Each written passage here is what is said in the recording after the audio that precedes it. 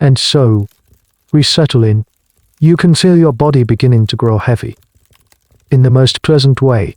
In our time together tonight, there is nothing to examine, nothing to understand, only the gentle rhythm of a story.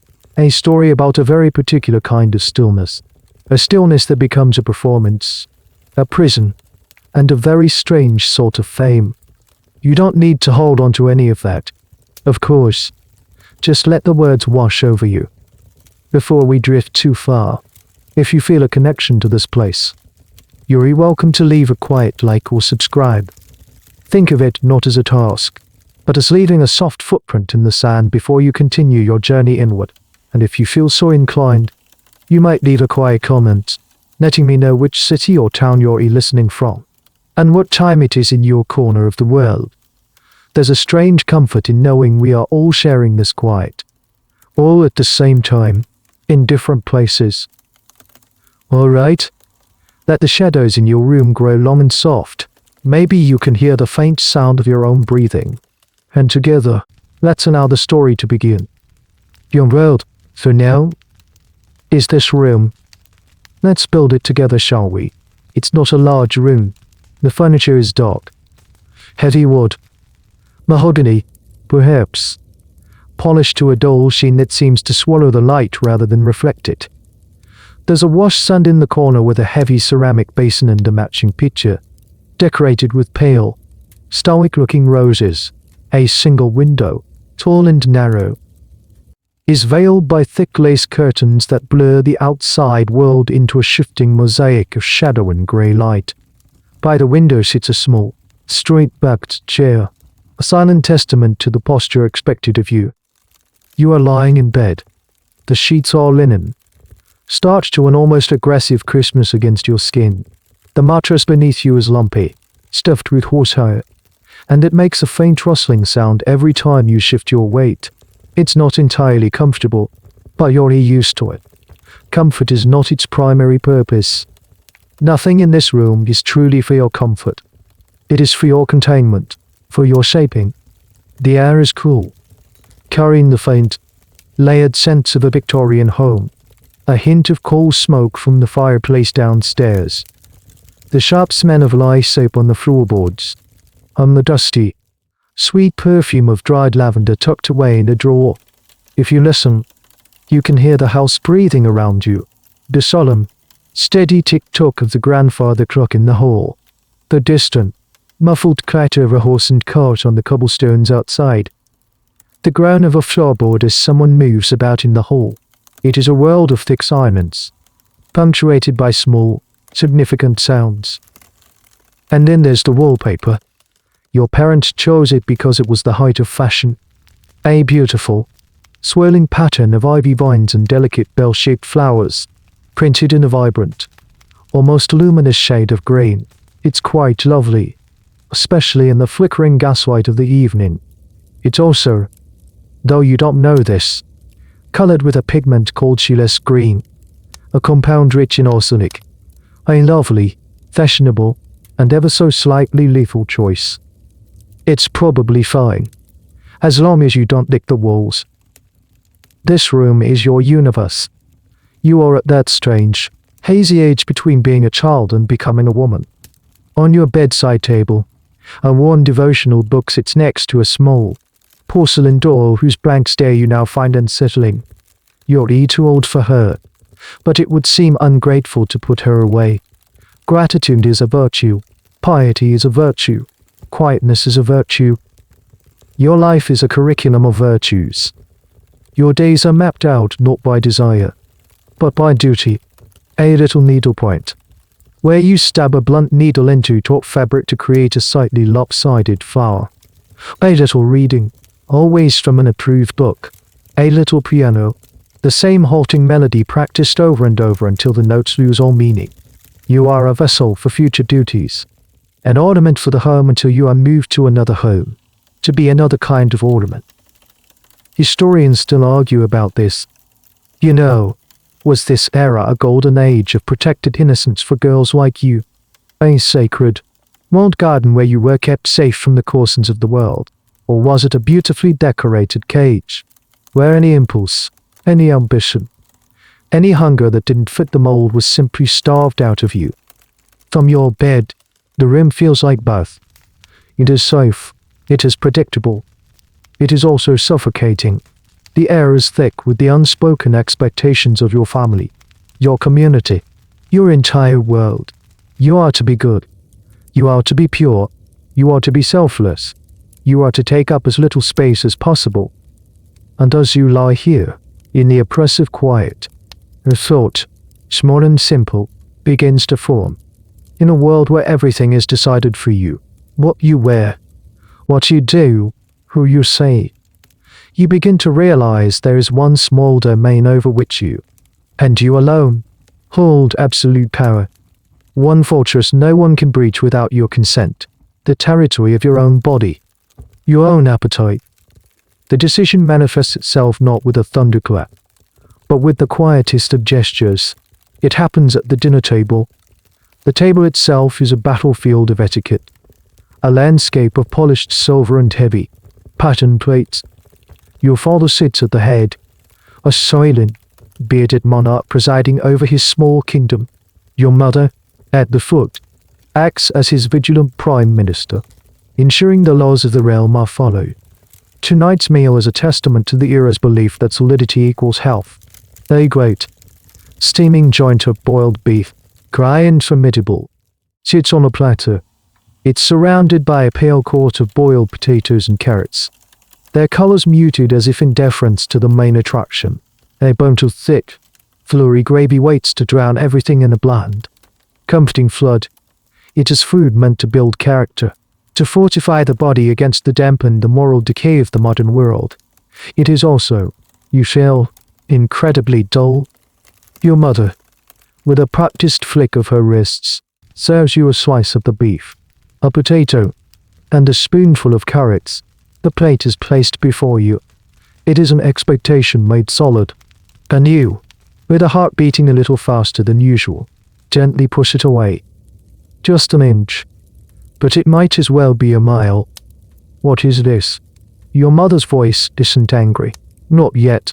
It's a finely tuned instrument of social correction, and it is currently playing a note of concerned bewilderment. I'm not hungry, mother.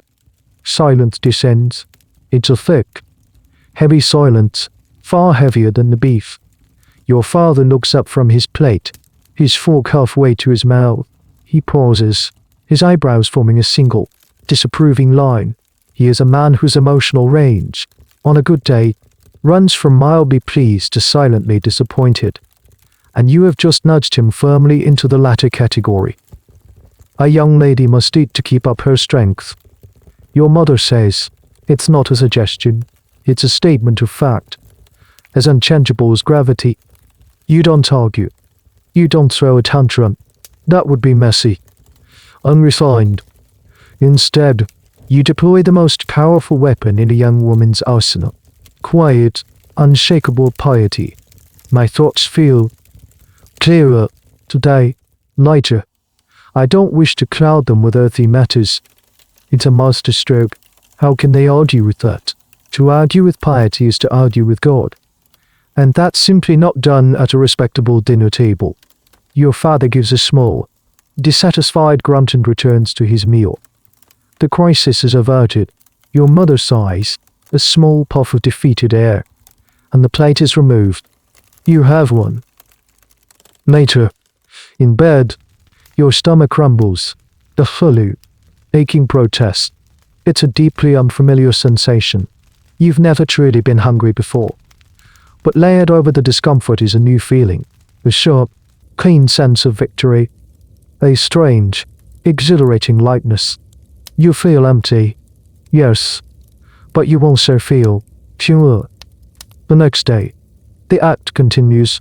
You refuse breakfast, a simple bowl of porridge, and take only a little wheat tea at lunch. Your mother's concern grows, but so does something else. A strange, hesitant pride. The catalyst arrives in the afternoon, in the form of the local vicar. He is a kind man with watery eyes and a soft, damp handshake. Your mother, fluttering with a mix of anxiety and social duty, explains your sudden lack of appetite. But she doesn't frame it as disobedience. She frames it as a spiritual sensitivity. She has always been such a delicate child, reverent, so attuned to the higher things. The vicar looks at you, his head tilted. You are sitting quietly in your chair, hands folded in your lap. The very picture of demure grace.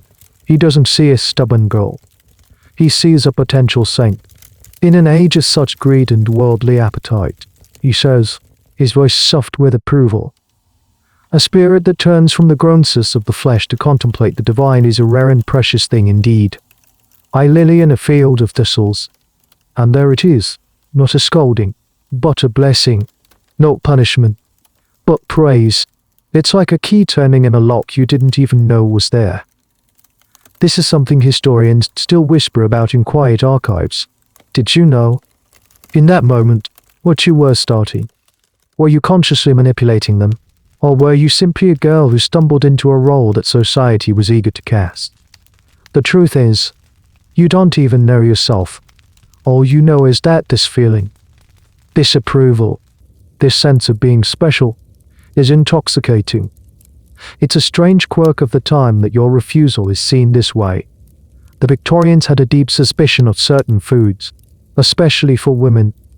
They believed that rich, spicy, or overly stimulating meals could inflame the senses, leading to all sorts of unladylike conditions like hysteria and moral weakness. Your family's food is already bland by design, so for you to refuse even this virtuous, plain fare, it elevates your piety to a whole other level. You are not just avoiding temptation, you are rejecting sustenance itself. You are becoming a story. And you, the author, have just written the second chapter. The story you've started doesn't stay within the arsenic green walls of your room for long. It escapes, not through the door, but on the invisible currents of gossip. In a small town, a whisper travels faster than a horse and cart. It begins in the kitchen, with a conversation between your cook and the milkman. It's carried over the fence between your mother and the neighbor next door. It's mulled over at the draper's shop and debated in the smoky haze of the local public house. Have you heard about the girl at the big house on the hill? The details shift and warp with each telling. At first, it's simply, she hasn't eaten. Then it becomes, she hasn't eaten in 3 days. By the end of the week, the story has blossomed into something far more dramatic. They say she is sustained by prayer alone. You become a local curiosity, a piece of living folklore. People find excuses to walk past your house, slowing their pace as they approach, their eyes drifting up towards your window. They hope for a glimpse of the angelic child, the pious maiden. They don't see you, of course. They just see the lace curtain, which only adds to the mystery. The curtain becomes a stage curtain, and you are the star of a play you never auditioned for.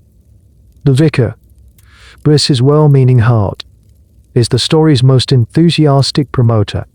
He speaks of you in his Sunday sermon. He doesn't use your name, of course. That would be indelicate. He speaks of a young soul in our very own parish, so pure of heart that she finds the food of this world to be a coarse and heavy burden. The congregation shifts in their pews, faces turned towards your family's pew. Your parents sit stiffly, your father looking straight ahead at the altar, your mother's face a carefully composed mask of humble piety. Inside, you can feel their swirling emotions, pride, embarrassment, and a growing sense of things spinning out of control. You, meanwhile, are beginning to feel the physical reality of your performance. There's a constant, dull ache in your belly, a lightheadedness that makes the room tilt when you stand up to fast. You feel cold, a deep, internal cold that no blanket can seem to warm. Your body is sending you clear, frantic signals, but you are learning to ignore them. You are translating the language of hunger into the language of holiness. The ache in your stomach is not starvation. It is spiritual longing. The dizziness is not a lack of calories. It is a closeness to heaven. One afternoon, your younger brother, who views this whole affair with the profound suspicion of a child who very much enjoys his meals, tries to tempt you. He sneaks into your room with a contraband biscuit, still warm from the oven. It smells of sugar and butter and uncomplicated happiness. "Go on," he whispers, holding it out to you. "Mother won't see." For a fleeting moment, your resolve wavers. The scent is a powerful argument. Your mouth waters. But then you look past him, at your reflection in the dark, polished wood of the wardrobe. You see a girl with large, solemn eyes, her face a little paler, a little thinner than it was a week ago. You see the girl from the vicar's sermon. You see the angel, and you know you cannot betray her. You shake your head slowly, a sad, gentle smile on your face.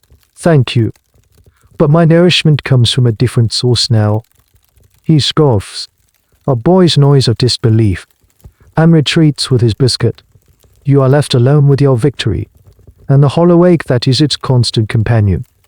This is a detail often lost in the grander, more tragic narratives of fasting girls. It wasn't always a grand, public declaration.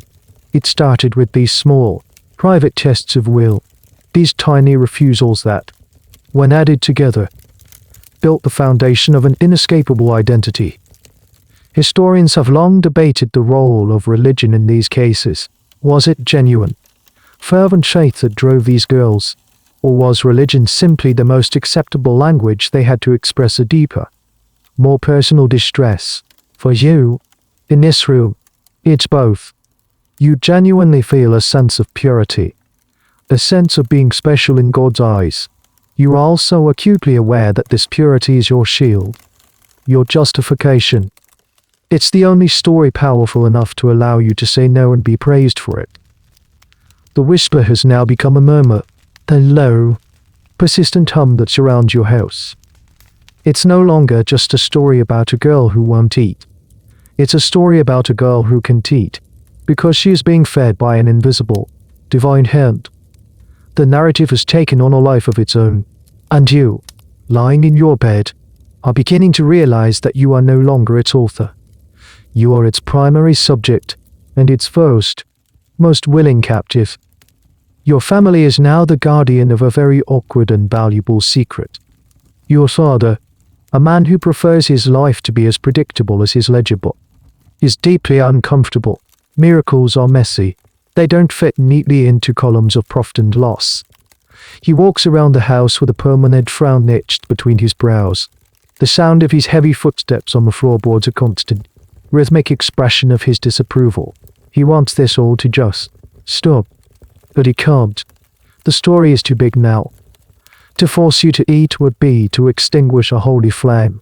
It would look churlish, boorish, even sacrilegious. He is trapped between his desire for a quiet life and his fear of public condemnation. Your mother is a different story. She is the architect of your family's social standing, and she sees the raw, terrifying potential in this situation.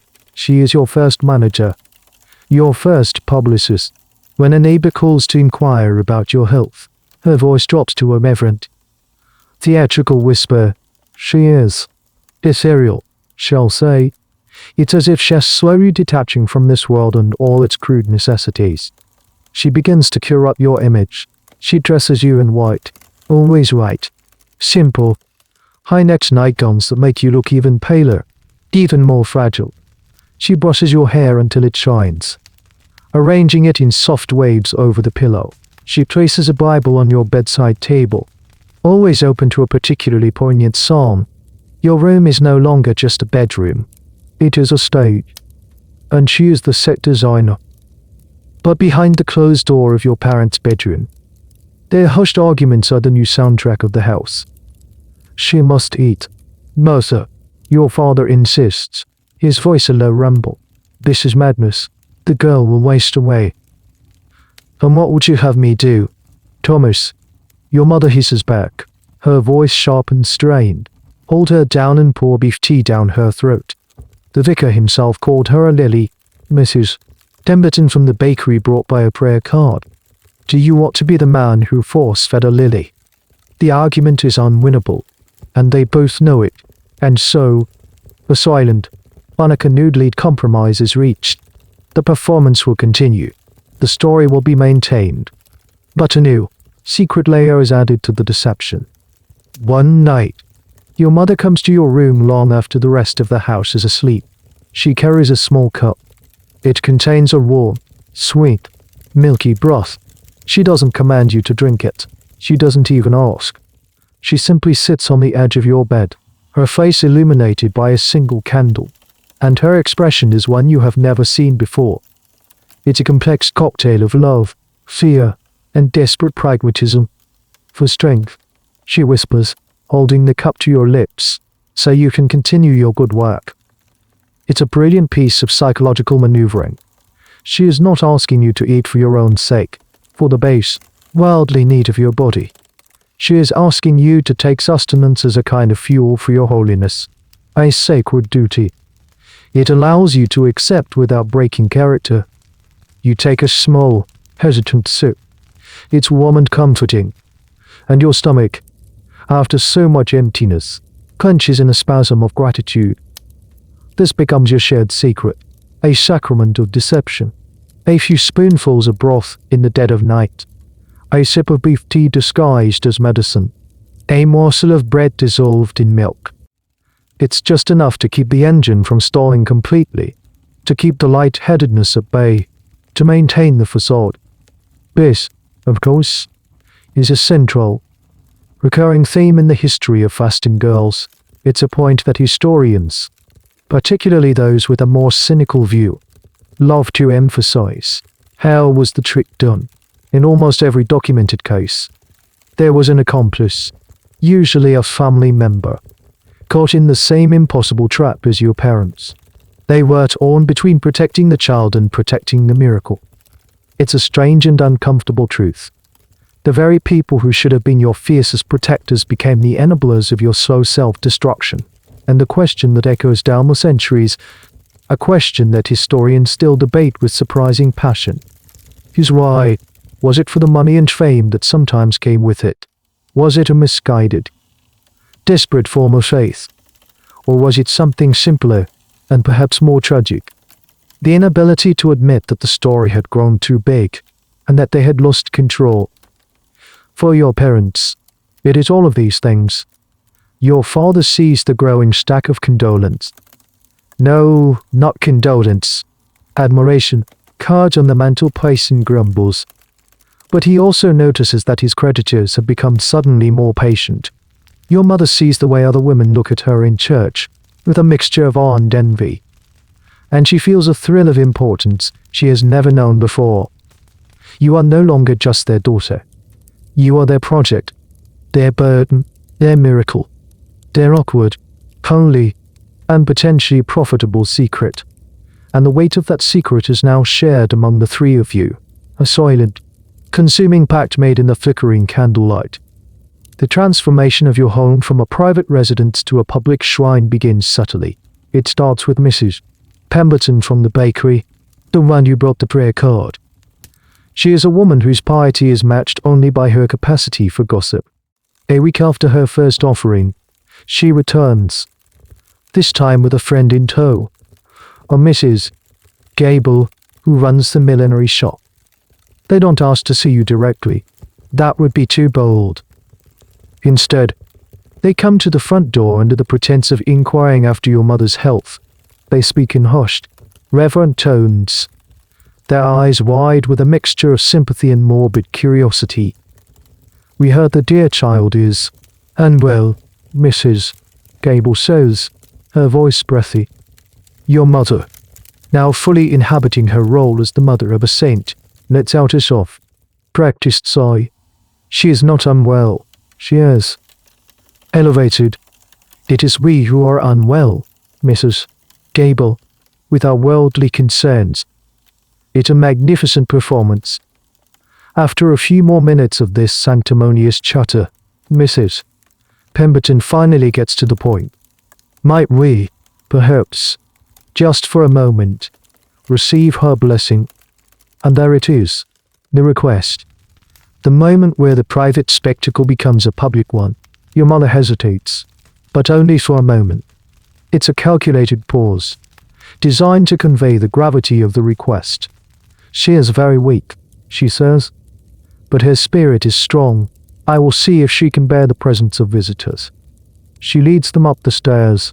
The sound of their footsteps on the creaking steps is like the approach of an army. They pause outside your door. You hear your mother whisper, "Be very quiet." Her senses are exquisitely sensitive now. The door opens. Then they file in, moving with a stilted, unnatural slowness, as if they've entered a cathedral. They smell of flower and hat ribbons in the damp wool of their coats. They stand in a small, awkward cluster near the door, their hands clasped in front of them. Their faces a blend of awe and pity. This is your first audience. You know what you have to do. You don't speak. You lie perfectly still, your hands placed gently on top of the covers, your eyes half closed. You let your breathing be shallow, almost imperceptible. You radiate a profound and serene weakness. You are not a girl in a bed. You are a living art installation. Title: The Holy Invalid. Mrs. Gable begins to weep. Softly, at first, then with more conviction. "Oh, the poor, sweet lamb." She sobs into a lace-trimmed handkerchief. To be so pure. Mrs. Pemberton simply stares, her mouth slightly agape. She is memorizing the details. The white nightgown, the pale face, the open Bible, so she can report them back to the less fortunate who were not granted admission. Your mother guides them to the bedside. "You may say a prayer," she whispers. They kneel. The floorboards groan in protest. They mumble a few words, their eyes fixed on you, as if hoping some of your holiness will splash onto them. After a moment that feels like an eternity, your mother gently ushers them out. She bestows her grace upon you, she says at the door, a phrase she has clearly been practicing.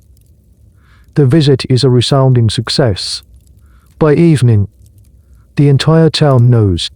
They know that Mrs. Pemberton and Mrs. Gable were granted an audience. They know that you look like an angel. They know that the air in your room is different, charged with a holy energy. This is a fascinating aspect of the phenomenon, something academics call performance and spectating. You are not just fasting. You are performing the act of fasting for an audience, and the audience, in turn, is performing its role as believers. It's a symbiotic relationship. Your weakness gives them a sense of spiritual purpose. Their awe gives your starvation meaning. Without their gaze, you are just a girl who is hungry. With it, you are a miracle. And it's not just about piety. There's a strange, almost ghoulish entertainment value to it. In an age with no television, no internet, a local miracle is a major event. It's a real-life drama unfolding in their midst. You are their celebrity, their reality show. The next day, more visitors arrive. The vicar brings a senior church official from the city. The town physician brings a colleague who has a scientific interest. A small, steady stream of the curious and the devout begins to flow to your front door. Each visit follows the same script. The hushed tones, the careful staging. You're silent. Wait, holy performance. It's exhausting work. The effort of lying so still, of maintaining the serene expression, of being constantly looked at, is more tiring than any of the household chores you used to complain about. After each group leaves, you feel profound emptiness, a draining of your very essence, but you also feel a strange buzz, the afterglow of a successful performance.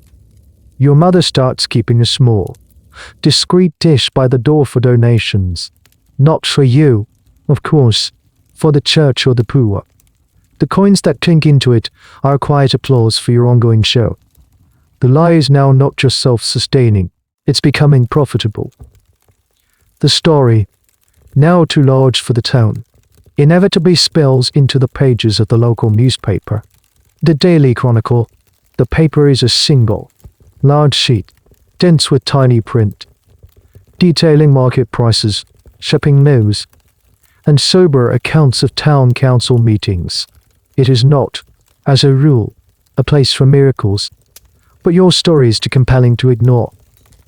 The article appears on a Tuesday. It's not on the front page. That's reserved for a speech by the Prime Minister. But it's prominently placed. A column tucked between an advertisement for liver pills and a report on a prize-winning pig. The headline reads, "A local enigma. The pious maiden of Hill Street." The reporter, a young man with more ambition than journalistic integrity, has clearly pieced his story together from the town's most enthusiastic gossips. It's a work of breathless, purple prose. He calls you the ethereal invalid, a testament to the power of faith in a skeptical age. He describes your room, which he has never seen, as being filled with a palpable, heavenly light. He quotes the vicar extensively. He even includes a dramatic, and entirely fabricated, quote from you, "My sustenance is the love of the Saviour." Your father reads the article at the breakfast table, his toast growing cold in his hand, whose face, already a landscape of perpetual worry, deepens into a mask of pure despair. He folds the paper with a sharp, violent crackle and places it beside his plate. "This has gone too far," he says. "To no one in particular." Your mother, however, sees it differently. She reads the article with a faint, triumphant smile. This is not a disaster. This is validation. The story is no longer just a local rumor. It is now a documented fact, printed in black and white. It's real. She cuts the article out with a small pair of sewing scissors and presses it into the family Bible. The newspaper changes everything. It takes the small, contained fire of your fame and deuses it with gasoline. The article is picked up by other papers, first in the county, then in the city. Each retelling adds a new layer of embellishment. One paper claims you have not had a single drop of water. Another hints that you have begun to levitate slightly above your mattress. You are no longer a local curiosity. You are a regional phenomenon. The performance has moved from a small-town theater to the national stage, and the pressure intensifies accordingly. The lie is now a heavy, suffocating blanket. Before, the deceit was intimate, shared only with your mother. Now, it feels like you are deceiving the entire country. Every secret sip of broth is a betrayal of the ethereal invalid in the newspaper.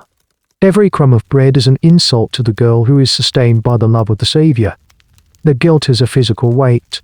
It settles in your chest, making it hard to breathe. But the guilt is intertwined with a strange, powerful pride. You are in the newspaper. People are talking about you. In a world where girls like you are meant to be invisible, you have become spectacularly, dangerously visible. This is a recurring pattern you see, looking back at the records of other fasting girls. The press played a crucial, and often destructive, role. They were the amplifiers.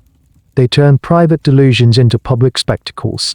Sarah Jacob, the Welsh fasting girl, became a national celebrity largely because of sensationalist newspaper reporting. The press created an image of her that was impossible to live up to, and a narrative that was impossible to escape. Historians still debate the ethics of this kind of journalism. Were these reporters simply reflecting the public's interest, or were they actively creating the phenomenon? Were they innocent storytellers or willing accomplices in a tragic fraud? It's a blurry line. The reporter from the Chronicle likely didn't think he was doing any harm. He thought he was writing an inspiring, human interest story. He had no idea he was helping to forge the bars of your cave. The article also brings a new kind of visitor to your door. No longer just devout neighbors, but thrill seekers, skeptics, and amateur scientists from further afield. They come with notebooks and probing questions. They want to measure your pulse. They ask your mother for precise details on your intake. The audience is no longer just adoring. It's investigative. You have to get better at the performance. Your answers, whispered to your mother, become more cryptic, more spiritual. The serene weakness has to be flawless.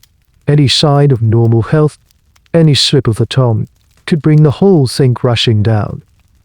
Lying in your bed, you sometimes stare at your own hands, half expecting them to be translucent, as the newspapers imply. But they are just hands, a little thinner, perhaps, the skin a little more pale. But they are solid, they are flesh, and they are trembling, just slightly, with the effort of maintaining the grand, beautiful, and utterly terrifying illusion that you have become. The postal carrier now stops at your house with a new sense of purpose. He used to deliver just a few letters a week, mostly bills and correspondence for your father. Now, he brings a small, steady avalanche of mail addressed not to the family, but to you, to the angel of Hill Street, to the fasting maiden. The letters come from all over the country. They are written on fine, scented stationery and on rough, cheap scraps of paper. They are penned in elegant, looping cursive and in the clumsy, blocky letters of the barely literate. They are a cross-section of a nation's hopes and anxieties. Your mother reads them to you in the afternoons. Her voice takes on a dramatic, sonorous quality, as if she were reading scripture. Dearest angel child, she begins, unfolding a letter from a woman in a distant coastal town. I am writing to you because my own dear daughter, little Eliza, is afflicted with a terrible wasting sickness. The doctors can do nothing. I pray that you, in your holiness, might spare a thought for her. Your faith is a beacon to us all in this dark time. Another letter from a farmer. I have a field of wheat that has been blighted. I ask for your prayers. They say you are close to God now. Please ask him to look kindly upon my harvest. And another, this one from a young man in the city. I am beset by temptations of the flesh. I struggle daily with impure thoughts. Reading of your purity has given me new strength to fight my demons. You are an inspiration to all who seek a righteous path. They are asking you for miracles, for intercessions. They believe the newspaper stories. They believe that by starving yourself, you have somehow acquired a direct line to the divine. You are no longer just a spectacle. You are a spiritual utility. With the letters come gifts.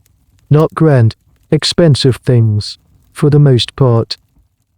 They are small, heartfelt tokens of belief. A hand-painted prayer card. A small, embroidered handkerchief.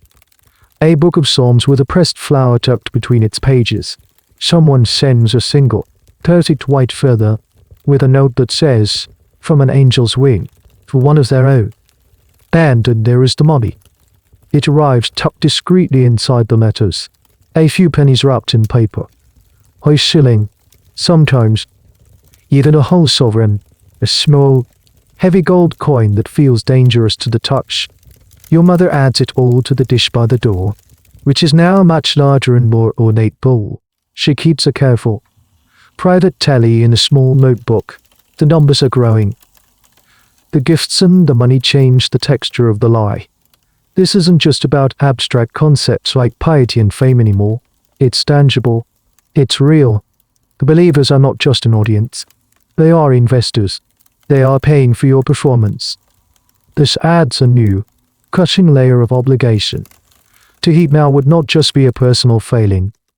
It would be a form of fraud. You would be betraying the woman who is praying for her sick daughter, the farmer with his blighted wheat. You are trapped not just by your own pride, but by their hope. It's a bizarre and fascinating detail of these cases. This cottage industry of sainthood. Molly Fancher, a famous American fasting girl from Brooklyn, became a huge celebrity. People sent her gifts from all over the world. They published books about her. Her suffering was a source of comfort and inspiration for thousands. She was, in essence, the brand. Historians who study the economic aspects of these stories point out that for some families, a fasting girl could be a significant source of income, a way out of poverty. But, even for a respectable, middle-class family like yours, the sudden influx of donations creates a powerful, corrupting incentive. The line between faith and finance becomes hopelessly blurred. Is your mother's careful curation of your image an act of piety? Or is it marketing? When she tells a visitor that you are too weak for solid food, is that a spiritual statement? Or is she protecting the brand? The questions are impossible to answer, because the motives are so deeply entangled. You lying in your bed, are only dimly aware of the financial side of things. Your world is the world of the letters. You are haunted by them, by the sick child, Eliza, by the farmer's wheat, by the young man's impure thoughts. You feel the immense weight of their collective belief. Sometimes, you try to pray for them.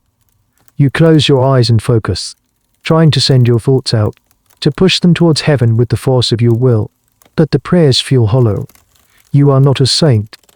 You are a girl in a bedroom, propped up by weak broth and a terrible secret. The gifts pile up on your dresser. A small mountain of well-intentioned deceit. The white feather, the prayer cards, the dried flowers. They are trophies from a battle you are not winning, but are not allowed to lose.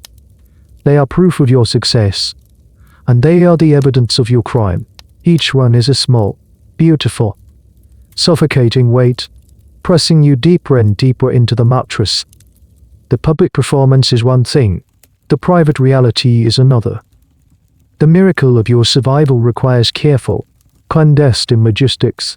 Your life is now governed by a secret schedule, a shadow timetable that runs parallel to the one the public sees. The most dangerous time is the night. This is when the house is still, when the risk of discovery is lowest, and when your mother administers the medicine that keeps you from fading entirely. It's a nerve-wracking ritual.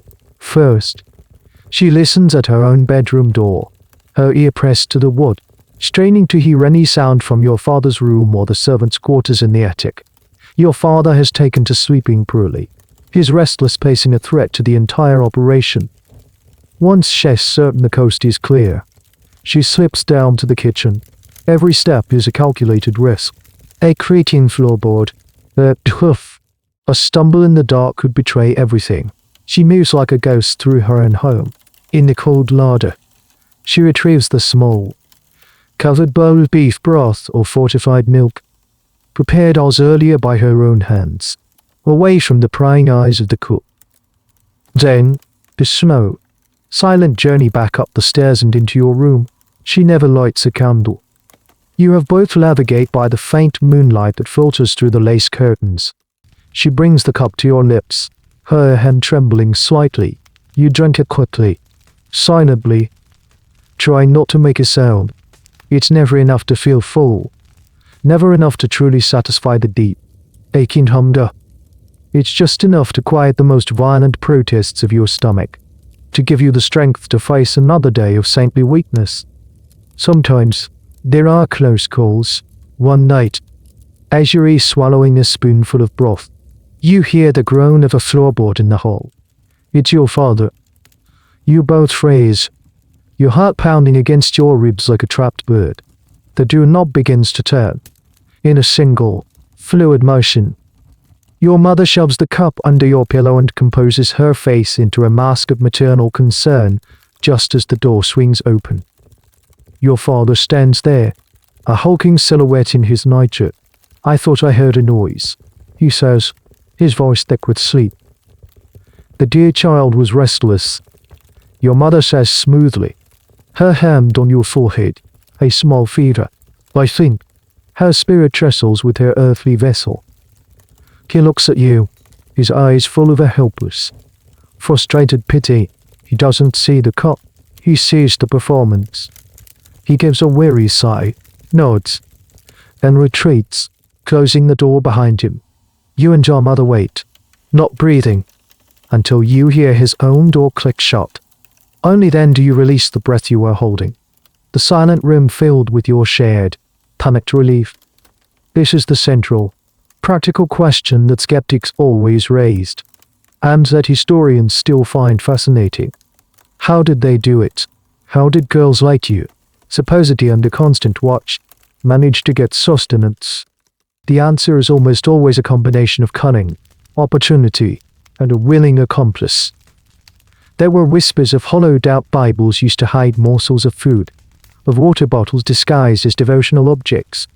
A particularly strange, and likely apocryphal, tale involved a girl who supposedly sustained herself by secretly licking the nutrient-rich oils from a bar of soap. The truth, in most cases, was probably far more mundane, like an nightly ritual of broth, It was a matter of seizing small, unguarded moments. The fear of discovery is a constant. Metallic taste in your mouth. It's a fear that sharpens your senses. You become attuned to the unique sound of every footstep in the house. You know the cook's heavy tread, your father's restless shuffle, your brother's energetic clatter. You learn to interpret the silences. A silence that is too long, too deep, can be more threatening than a sudden noise.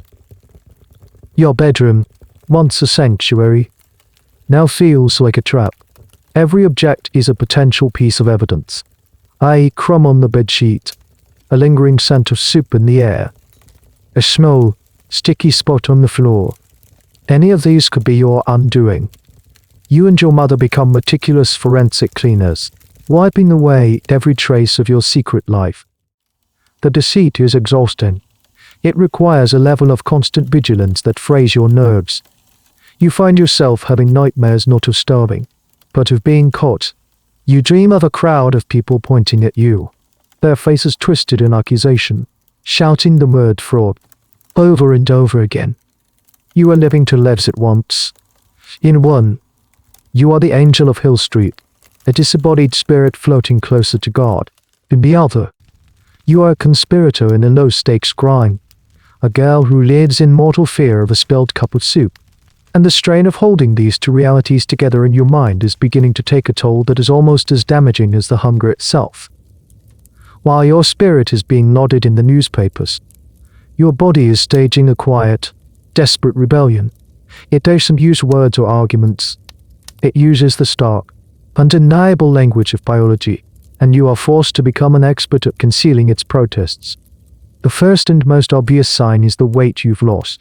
The sharp angles of your collarbones and hip bones now press against your skin, creating new, unfamiliar ridges and hollows. Your face has thinned, your cheeks losing their soft, youthful curve, making your eyes seem unnaturally large and dark. To the public, this is a sign of your ethereal nature, your shedding of the grunts of the flesh. To you, it's a constant, physical reminder of the truth. You learn to use your clothing as a tool of Armageddon. Your mother selects nightgowns that are deliberately loose and voluminous, with high necks and long sleeves, creating an illusion of substance where there is less and less. The layers of fabric hide the stark reality of your frame. When you are propped up on your pillows, you are a portrait of Saint de Langua. Beneath the sheets, you are a study in anatomy. Then there is the cold, a deep, unshakable chill that seems to emanate from the very marrow of your bones. Your body, deprived of the fuel it needs to generate heat, is struggling to maintain its temperature. You are constantly shivering, even under a mountain of blankets. Your hands and feet are like ice. Your mother discreetly places heated bricks wrapped in flannel at the foot of your bed, explaining to visitors that it's to soothe your delicate humors. It's a small, private battle against a creeping, internal winter. This perpetual cold is a well-documented symptom of severe malnutrition, though in your time it was often misunderstood as a sign of a low constitution or nervous fragility. It's a classic example of the era's medical understanding lagging far behind the physical evidence. They saw the symptom but completely misinterpreted the cause. Your hair, once thick and lustrous, begins to change. It becomes dull, dry, and brittle. When your mother brushes it now, more and more strands come away in the brush. She quickly and discreetly burns them in the fireplace, destroying the evidence of your body's decline. They knew. Fine, downy hair, almost like peach fuzz, begins to grow on your arms and back. It's called lanugio, a physiological response the body has to starvation, a desperate attempt to insulate itself. You stare at it, in the dim light, a strange, animal-like growth that feels utterly alien on your own skin. It's another secret to be kept hidden beneath the white cotton of your nightgown. And you are so tired. Not the pleasant, earned tiredness after a long day of activity. This is a profound, cellular exhaustion. It's the fatigue of a body that is slowly consuming itself to stay alive. Moving your head on the pillow can feel like a monumental effort. The secret sips of broth at night provide just enough energy to maintain the performance of lying perfectly still. The most intermittent hidden protest of your body is the cessation of your monthly cycles. For a girl of your age, this is a significant, and in your secret heart, a terrifying event. It is a fundamental sign of womanhood, of a body that is healthy and functioning as it should, and yours has simply stopped. It's as if your body has decided it cannot afford the luxury of preparing for a future that may never come. You tell no one, not even your mother. It's a silent, lonely confirmation that the damage you are doing is deeper than just a matter of weight. Historians who study the medical history of the fast are struck by the disconnect between the public narrative and the private physical reality. The public saw holiness. A modern physician would see a checklist of symptoms for severe malnutrition and incipient organ failure. There's a debate that still lingers in medical history circles. To what extent was this ignorance willful? Did the doctors and family members genuinely not see the signs? Or did the power of the miracle narrative blind them to the stark biological facts before their very eyes? You live in the center of this disconnect. You are the curator of your own decay. You feel the gnawing ache in your stomach, the dizziness, the weakness, the terrifying silence of your own biology. And then you hear the reverent whispers of visitors outside your door, and you have to arrange your face into a mask of serene transcendence, hiding the slow, systematic shutdown of the very machine that is keeping you alive. The fame you've acquired, courtesy of the local press, inevitably attracts the attention of the medical profession. And in your era, the medical profession is not a unified, monolithic entity. It's a fractious, competitive world of conflicting theories and towering egos. Your small bedroom is about to become their intellectual battleground. The first to arrive is your family physician, Dr. Albright, HES, an old-school doctor. A man who believes in tradition, common sense, and the restorative power of beef tea. HES known you since you were a child and is genuinely fond of you. He is also completely baffled. He listens to your heart with his stethoscope, a new and impressive-looking instrument. But he doesn't seem to know what he's listening for. He taps your chest, asks you to stick out your tongue, and peers into your eyes. He is caught between his medical training, which tells him a human being cannot survive without food, and his social conditioning, which makes him reluctant to challenge a story of such profound piety. So he hedges. The child's constitution is remarkably resilient. He declares to your parents in the hallway, it is a most unusual case. I recommend rest and quiet. It's a diagnosis of profound uselessness. But the newspaper article has drawn bigger fish. A week later, I drive. Silas Crane arrives from the city. He is the opposite of Dr. Albright, HES younger, more ambitious, and a proponent of a new, more scientific approach to medicine. He sees you not as a patient, but as a puzzle, a publication opportunity. He doesn't bother with the folksy bedside manner. HES brisk, analytical, and slightly condescending. He brings with him a collection of strange brass and glass instruments. He wants to measure your vital capacity with a spirometer, test your nervous energy with a galvanic battery, and collect samples of your perspiration for analysis. His examination is cold, impersonal, and deeply humiliating. You are no longer a person. You are a collection of data points. After an hour of prodding and measuring, he convenes a meeting in your family's parlor with Dr. Albright and your parents. You can hear their voices from your room. A low, argumentative murmur. It is a clear case of hysteria, compounded by religious mania. Dr. Crane announces, his voice sharp and certain. The girl has fixated on this notion of fasting as a means of gaining attention. There is undoubtedly deceit involved. The family is likely complicit. You hear your mother's indignant gasp. Dr. Albright, his professional pride wounded, pushes back. I have known this family for 20 years. Sir, there is no deceit here. It is a phenomenon, perhaps spiritual in nature, that our current science cannot yet explain. Nonsense. Dr. Crane scoffs. There is no spiritual nature that can defy the laws of thermodynamics. The girl is being fed. We simply need to control the environment to prove it. The argument rages on. Hysteria versus holiness.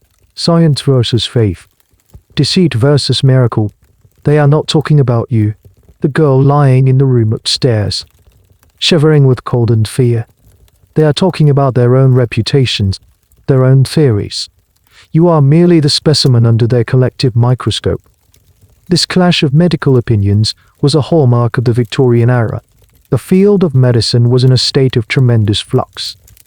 New scientific discoveries were constantly challenging centuries of tradition. And in the grey area where science had not yet provided definitive answers, in areas like mental health and nutrition, theories ran wild. There's a fascinating but obscure medical theory from the time that some doctors floated in these cases, the idea of atmospheric nourishment. Some genuinely proposed that certain sensitive individuals, under the right spiritual conditions, could draw sustenance directly from the air, absorbing vital essences through their skin and lungs. It sounds utterly absurd to us now, but it was presented as a serious scientific hypothesis. It was a way for science to explain the seemingly inexplicable without having to concede to the supernatural. The debate downstairs finally ends in a stalemate. Dr. Crane leaves in a huff, promising to write a letter to a medical journal exposing the obvious fraud. Dr. Hyde stays for another cup of tea, muttering about the arrogance of city doctors.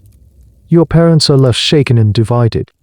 Your father, a practical man, is unnerved by drive, Crane's certainty.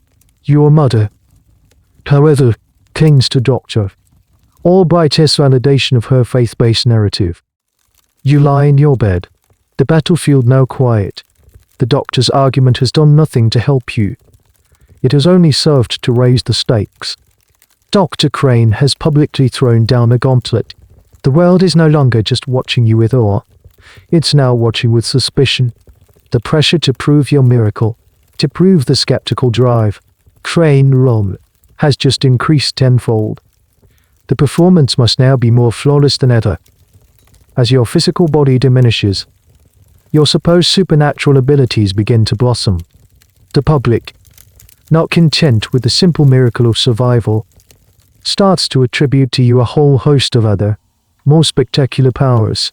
Your fast hairs, in their imagination, burned away the veil between this world and the next, turning you into a conduit for the uncanny. It begins with small things. A visitor, Mrs. Gable from the millinery shop, is sitting by your bedside, speaking in low tones to your mother. She's lamenting a lost silver locket, a precious keepsake from her own mother. I've turned the house upside down, she sighs. It's simply vanished. From your pillows, your voice, thin and reedy, emerges. The lining of your winter coat, you whisper. The two women fall silent. Mrs. Gable stares at you, her eyes wide. The next day, she returns, breathless with excitement. She found it. The locket had slipped through a small hole in her coat pocket and was nestled in the hem of the lining. She is utterly convinced you had a divine vision. You, of course, had simply overheard her a week prior, telling your mother she was putting her heavy winter coat away for the season. It was a lucky guess, an intuitive leap born of boredom and a mind sharpened by constant observation. But to a believing audience, it is not logic, it is clairvoyance.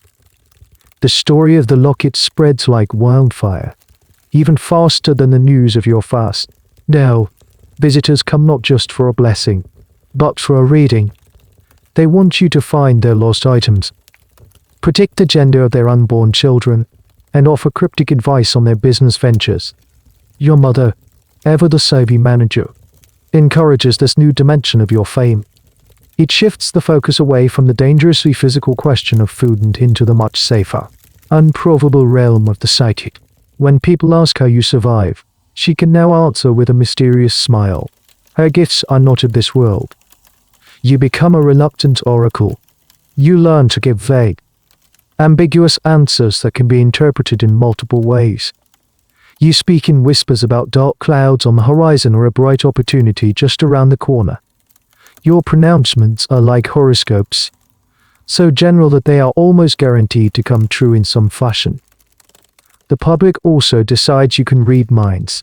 Visitors will sit by your bed in silence, thinking a question, and waiting for you to answer it. This is a much harder trick to pull off. You rely on reading their faces, their posture, the subtle cues of their anxiety or hope. A man wringing his hands is likely worried about money. A young woman blushing and looking at the floor is probably concerned with matters of the heart. You make another guess, another intuitive stab in the dark. The heart knows its own path. You might whisper to the young woman. She will gasp, convinced you have plucked the secret from her very soul. This association of fasting with supernatural powers is an old one, with roots going back to ancient mystics and saints who used self-denial as a way to achieve visionary states. But in the 19th century, it got tangled up with the new and fashionable craze for spiritualists. Spirit mediums and ectoplasms were all the rage. Your pious Catholic-themed miracle was being rebranded by the public into something more like a trendy parlor trick. This led to some truly bizarre and specific powers being attributed to fasting girls. One of the strangest claims made about the American faster Molly Fancher was that she had multiple souls living inside her, each with a different personality and name, who would take turns speaking through her. Another girl was said to be able to read the contents of sealed letters simply by holding them to her forehead. Historians who study the cultural context of these events are fascinated by this aspect. Was this a genuine belief in the supernatural, or was it a form of entertainment? A way for people to inject a bit of magic and mystery into their often drab and predictable lives? The answer, as is so often the case, is probably a bit of both. For you, these new expectations are a terrifying burden. The fear of being exposed as a fraud now has a new dimension. The fear of getting a vision wrong. Each visitor with a question is a test you might fail. The pressure is immense. The secret sips of broth at night continue. But now they feel even more profane. You are supposed to be a disembodied spirit, communing with the ether. But here you are, propped up in the dark, secretly drinking soup like the most earthbound of mortals. The hypocrisy of it all is a constant sour taste in your mouth. You are no longer just an angel. You are a psychic, a seer, a living curiosity cabinet of paranormal abilities. The original, simple act of refusal has snowballed into a complex and demanding career, and you, the unwilling star of this supernatural circus, are getting tired of the performance. As your fame spreads, so does the news of others like you. The phenomenon of fasting girls isn't unique to your town. It's a strange, recurring cultural tick of the era, and one name, in particular, begins to be whispered in your house. A name that serves as both an inspiration and a terrifying warning. Sarah Jacob. Your father reads about her in a London newspaper, his voice a low, grim monotone. She is a girl just a little younger than you, living in a remote part of Wales. Her story is eerily similar to your own. It began with a simple refusal of food, blossomed into a local rumor of a miracle, and was then amplified by the press into a national sensation. The parallels are uncanny. Like you, Sarah is described as pious, angelic, and serene. Like you, she is confined to her bed, which has become a shrine for believers. Like you, she is supported by a family that seems to be a mixture of devout, proud, and terrified. They call her Y30 High for dead, the fasting girl, and pilgrims travel for days on long, dusty roads just to catch a glimpse of her. Her fame, however, has eclipsed yours. She is a true celebrity. Excursion trains are organized to bring crowds of tourists to her small village. The Prince of Wales himself has reportedly taken an interest in her case. She is the gold standard of fasting girls. Your mother listens to these reports with a complex expression. You can see the flicker of competitive envy in her eyes. Sarah Jacobs' fast has lasted for over a year. Yours is only a few months old. In the bizarre Olympics of self-starvation, you are still a novice. But your father focuses on a more ominous part of the story. The medical establishment in London, much like the skeptical drive, Crane who visited you, is demanding proof. They are publicly accusing Sarah's parents of a cruel and protracted deception. The pressure is mounting for an official watch to be set up, to monitor the girl around the clock and verify her miraculous claims once and for all. They will kill her, your father says, folding the newspaper. Pride will kill that child. The story of Sarah Jacob hangs in the air of your room like a ghost of a possible future. You are haunted by her.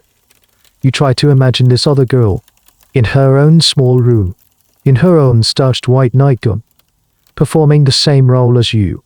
Is she also cold? Is she also tired? Does she also have a secret, guilty relationship with sips of broth in the dead of night? You feel a strange kinship with her, a sense of shared, silent conspiracy across the miles. The historical case of Sarah Jacob is one of the most well-documented and tragic of all the fasting girls.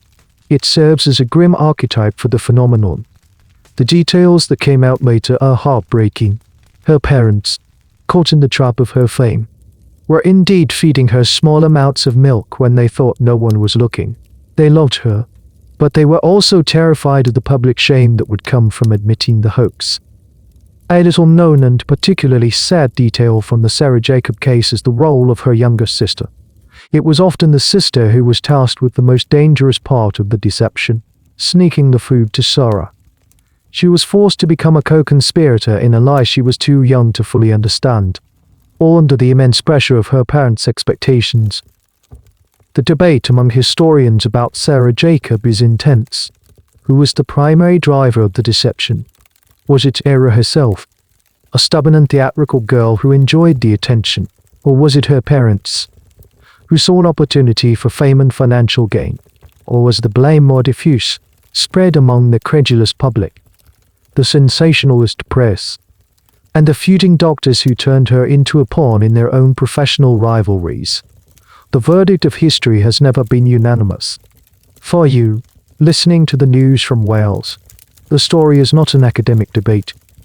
It's a premonition. You see your own life mirrored in hers. You see your ambitious mother in her parents. You see the skeptical drive, Crane in the London physicians. You see your own adoring, curious public in the crowds taking excursion trains to her village. You begin to have nightmares about her. You dream you are in a room with two beds, and she is in the other one. Pale and still, you try to speak to her, to ask her how it ends, but you have no voice. The news of the impending watch on Sarah Jacob fills you with a cold, creeping dread. It's the logical conclusion of the path you are on. The ultimate test, a part of you, the part that is tired of the lies and the cold and the fear, wants them to do the same to you, to set up a watch, to find the truth, to end the performance for good. But another part of you, the part that is intertwined with the angel in the white nightgown, is terrified. To be exposed as a fraud feels like a fate worse than death. The story of Sarah Jacob is no longer just a story. It is a script, and you are being forced to read along, wondering if your own final act will be the same as hers. The longer the fast continues, the blurrier the line becomes between the performance and the reality. The role of the angelic invalid is one you have played for so long that it has started to seep into your very identity. You are beginning to forget who you were before all this began. Do you remember what it felt like to run? To feel the burn in your lungs and the wind in your hair? The memory is distant, hazy, like something you read in a book. Do you remember the simple, uncomplicated pleasure of eating a ripe apple, the crisp snap of the skin and the rush of sweet juice? That memory is a ghost, a sensation that belongs to a different person who lived in a different body. Your new reality is the reality of the bed. The white nightgown, the hushed voices of visitors. You have spent so many hours lying still, performing serenity. That stillness and serenity have become your default state. The constant hunger, once a sharp, insistent pain, has subsided into a dull, chronic ache, a background noise you've almost gotten used to. Your body, in its strange wisdom, is shutting down on essential functions, and a ravenous appetite is one of them. You start to believe your own publicity. When your mother reads you a letter from a stranger praising your piety, you feel a genuine sense of spiritual accomplishment. You have brought comfort to this person. Your suffering has a purpose. The guilt from the secret sips of broth lessens, because you tell yourself it's a necessary, holy compromise, a small earthly concession made in the service of a greater spiritual mission. You begin to interpret your own physical symptoms through a mystical lens. The lightheadedness you feel when you sit up isn't a sign of low blood pressure. It's a feeling of being untethered from the earth, of floating closer to the heavens. The strange, vivid dreams you have, a common side effect of starvation, are not just dreams. They are visions, messages from the divine. You tell your mother about a dream of a garden filled with white roses, and she reports to the next visitor that you have had a vision of paradise. This process of internalizing a public persona is a psychological phenomenon that historians and psychologists find endlessly fascinating. They call it identity fusion, where the personal self and the social self merge. In the most extreme cases of fasting girls, it seems clear that the girl herself became the most fervent believer in her own miracle. She was no longer just deceiving others, she was deceiving herself. One of the most compelling and strangest pieces of evidence for this comes from the diaries and letters left behind by some of these girls. They are filled with deeply pious, self-abnegating language. They write about their own unworth and ins, their desire to be free of their foul, fleshy prison. The question that scholars still debate is, was this a performance for a potential reader, or was it a true reflection of their inner state? Were they writing a script, or were they writing their soul? A small, almost comical detail illustrates how deeply you've sunk into your role. Your younger brother, in an act of profound sibling defiance, sneaks into your room and places a large, juicy slice of pork pie on your bedside table while you are asleep. He wants to prove to his friends that the angel of Hill Street still has a normal appetite. You wake up and see it there. The you from 6 months ago would have been tempted. The you from 3 months ago would have been horrified at the risk. The you of today looks at it with a kind of detached pity. You feel no hunger for it. It looks coarse, greasy, and profoundly, offensively earthly. It is an object from a world to which you no longer belong. You don't hide it. You don't touch it. You simply leave it there. When your mother comes in and sees it, she lets out a theatrical gasp. She calls your father. She calls the cook. The slice of pork pie is presented as Exhibit A in the case for your sainthood. You say, your mother says, her voice trembling with righteous indignation. She is offered the grossest temptations of the flesh, and she does not even look at it. Her spirit is so pure. The very sight of such food is an agony to her. You play your part perfectly. You turn your head away from the pie with a pained, weary expression, as if the mere presence of its meaty essence is causing you spiritual distress. The incident becomes a new, powerful chapter in your legend. The story of the untouched pork pie is added to the litany of your miracles. For your brother, it's a failed experiment. For your family and the town, it's definitive proof. For you, it's a chilling moment of self-realization. You didn't refuse the pie because you were afraid of being caught.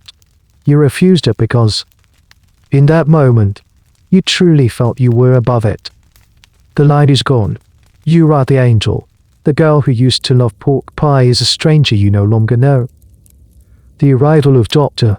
Crane, the skeptic from the city, and his subsequent angry letter to a medical journal have changed the atmosphere around you. The awe of the believers is now tinged with a defensive urgency. The curiosity of the public now carries a sharp edge of doubt. The whispers of miracle are now competing with whispers of fraud.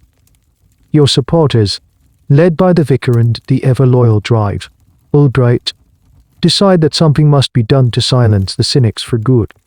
They need to provide definitive, irrefutable proof of your miracle, and so they arrive at the same terrible, Logical conclusion as the watchers of Sarah Jacob. They decide to form a committee. The proposal is made one afternoon in your family's parlor. It is a formal, somber affair. The vicar is there, as his drive, Albright, and two of the most respected and sober-minded men in town, the local magistrate and the owner of the textile mill.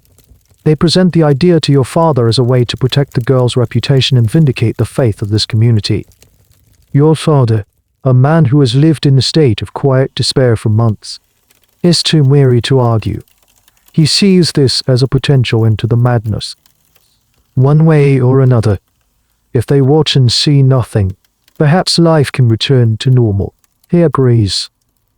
Your mother, however, is terrified. She understands the implications immediately. Eye constant. Official watch means no more secret sips of broth. No more medicine in the dead of night. She argues against it, framing her fear as concern for your delicate health. To have strangers in her room, day and night, the shock would be too much for her fragile state. It is cruel, it is intrusive. But her arguments are swept aside. The men see it as a scientific necessity. The vicar sees it as a holy trial. If her gift is truly from God, he says, his voice booming with an earned confidence, then he will not abandon her in her hour of need. This will be her triumph. Your mother is outmaneuvered. The decision is made. A committee of watchers will be formed. They will observe you in shifts, 24 hours a day, 7 days a week. The news is delivered to you not as a question, but as a proclamation. You are to be the subject of a grand experiment. You feel a wave of icy dread wash over you, so cold and so intense that it almost feels real. This is it. Vicente. The scenario you've been reading since you first heard the name Sarah Jacob. Your bedroom, once your sanctuary and then your stage, is about to become your prison. The members of the watch committee are chosen with care. They are all women to preserve your modesty. They are all well respected, devout, and, most importantly, considered to be unimpeachable witnesses. Mrs. Pemberton from the bakery, her piety now given an official stamp of approval. Mrs. Gable from the millinery shop, the vicar's own wife, a rotation of stern, God-fearing matrons from the parish. They are not your enemies. In their own minds, they are your champions. They are volunteering for this duty because they believe in you. They want to be the ones to witness the miracle firsthand and report it to the world. They see themselves as the guardians of a sacred flame. And that is what makes it so much worse. You are to be imprisoned by your most ardent fans. This transition from informal spectacle to a formal, organized watch is a critical turning point in many of the historical cases of fasting girls. It's the moment the community, in an attempt to prove the miracle, creates the very conditions that make the miracle impossible to sustain. It is an act of love, of faith, of community pride. It is also, unintentionally, a death sentence. A strange and often overlooked detail of these watches is the sheer boredom involved. The watchers' diaries, where they exist, are filled with page after page of monotonous entries. 10 o'clock, subject is lying still, breathing shallow. 11 o'clock, subject has not moved. 12 o'clock, subject appears to be sleeping. They were expecting a grand drama of faith, but what they got was a slow, quiet, and deeply uninteresting reality of a girl lying in a bed. The day before the watch is set to begin, the committee comes to inspect your room. They are polite but firm. They look under the bed. They tap the walls, searching for hidden panels. They inspect your bedding, your nightgowns, your washed sand. They are searching for the mechanics of the trick they are so certain you are not performing. You watch them from your pillows. Your heart a cold, heavy stone in your chest. You feel like a condemned prisoner on the eve of your execution. The adoring audience has transformed into a team of gentle, smiling, and utterly implacable guards. The door to your room, which has been your shield and your stage curtain, is about to become the locked gate of your cage. The first day of the watch begins not with a dramatic pronouncement, but with the quiet, mundane click of the bedroom door. The first two watches, the vicar's wife and the formidable Mrs. Pemberton, enter your room at precisely 8 o'clock in the morning. They bring with them a straight-backed chair, a small table, and an air of solemn purpose. They are the first shift. The rules of the watch have been meticulously, almost obsessively, laid out by the committee. They are designed to be foolproof, to create a hermetically sealed environment that will silence all doubt. Rule number 1. You are never to be left alone. Not for a second. 2 watches must be in the room at all times, when one needs to leave for a break, or for a meal, or to use the facilities. The other must remain, her eyes fixed upon you. The changing of the guard, which happens every 8 hours, is a carefully choreographed maneuver to ensure there is no gap in the surveillance. Rule number 2. Nothing is to enter or leave the room without being inspected. The watchers check the pitcher of water that is brought for you, sniffing it for any hint of milk or broth. They inspect the clean linens that are brought in, shaking them out to ensure no crumbs are hidden in their folds. They even check the Bible on your bedside table, riffling through its pages. Your room is now a border crossing, and your watchers are the customs agents. Rule number 3. No physical contact is allowed between you and your family. Your mother can come into the room. She can speak to you, but she cannot touch you. She cannot give you a comforting hug. She cannot smooth your hair. She cannot hold your hand. This rule is a dagger in your mother's heart. She, your co-conspirator and the secret architect of your survival, has been neutralized. She can only stand on the other side of the room, her face a mask of helpless anguish, a visitor like any other. Rule number 4. The watchers must keep a detailed log. A large, leather-bound book is placed on the small table. Every hour, on the hour, they are to record their observations, any movement you make, any word you speak, the state of your pulse, which they are instructed to take twice a day. The logbook is a document of your slow, inexorable decline, written in the neat, looping handwriting of your believers. The atmosphere in the room changes completely. Beer, once thick with the scent of piety and mystery, now smells of grim determination. The silence is no longer a reverent hush. It is an investigative, suspicious silence. The 2 women sit on their hard chair, their hands folded in their laps, their posture rigid. They try to be unobtrusive, but their very presence is a constant, suffocating pressure. Their gaze is a physical weight on your skin. This level of intense scrutiny was the defining feature of the most famous watches, like the one imposed on Sarah Jacob. The nurses hired by the medical authorities in her case were under incredibly strict instructions. They were not to be swayed by pity or by the family esprit. Their job was purely observational. They were human cameras, tasked with recording the unvarnished truth. One of the more bizarre and intrusive rules from a lesser-known historical case involved the watchers tasting the water from the patient's cup before she was allowed to drink it, to ensure it wasn't secretly fortified. It's a measure of the deep suspicion that lay just beneath the surface of the public's fascination. On that first day, you try to maintain your performance of serene holiness. You lie still, you keep your eyes half closed, you radiate weakness. But it's different now. Before, your weakness was a performance for a willing audience. Now, it's evidence being gathered by a jury. Your mother comes to the door in the afternoon, her face pale and strained. She wants to come in, to sit with you, but the presence of the 2 watches makes it unbearable for her. She stands in the doorway for a moment, her eyes meeting yours. In that shared glance, a volume of unspoken words passes between you. Fear, regret, apology, and a terrible, shared understanding that the game is over.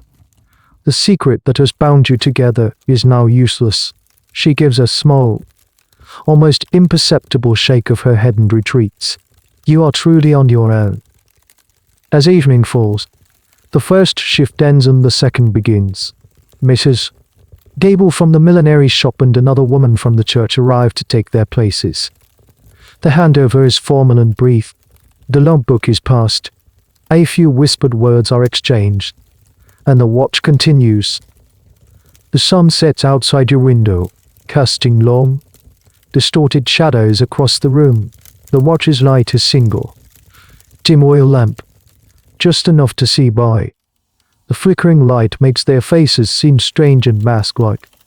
You lie in the semi-darkness, your stomach beginning to feel the first real, sharp pangs of unmitigated hunger.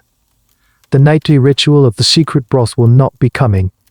There is no hope of sustenance.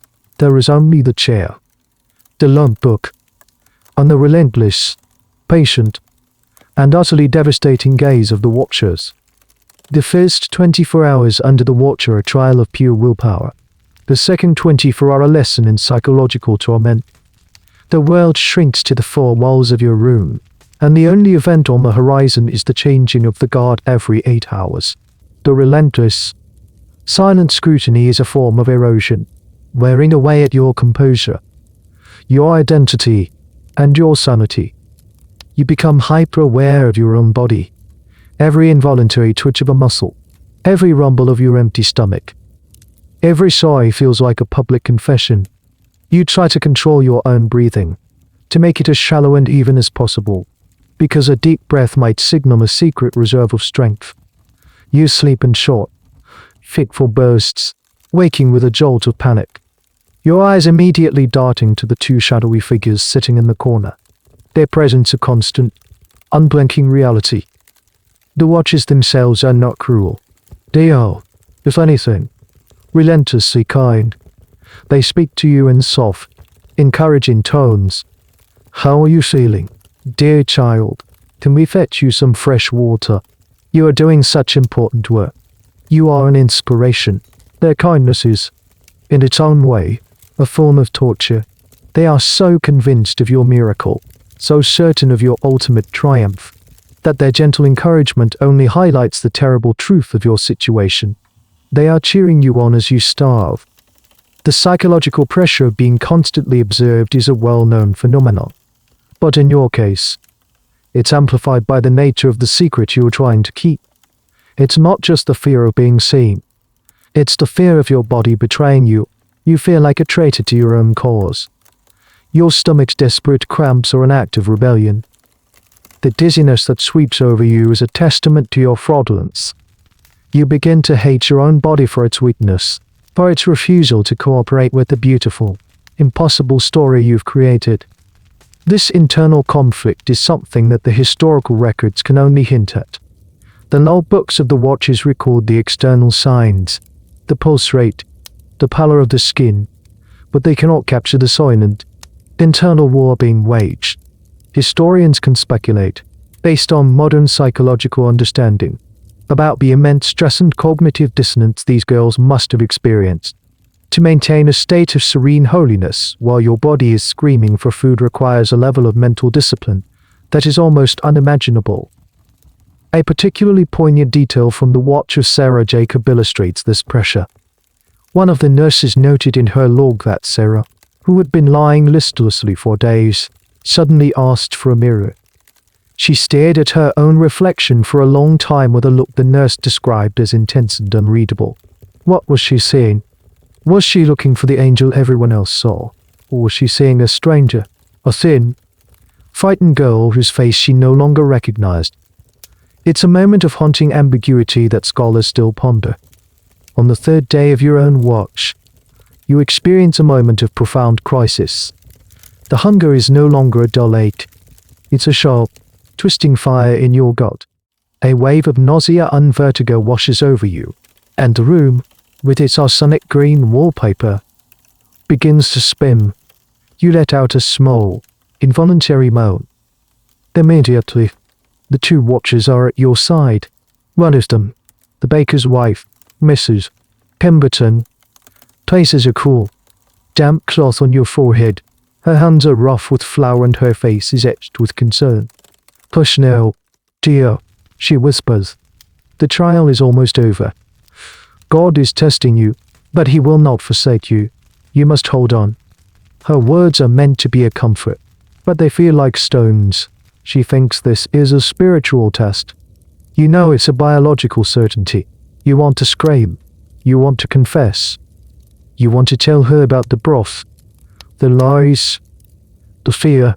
You want to beg her for a piece of bread. But you can't. The angel you've created is now your jailer.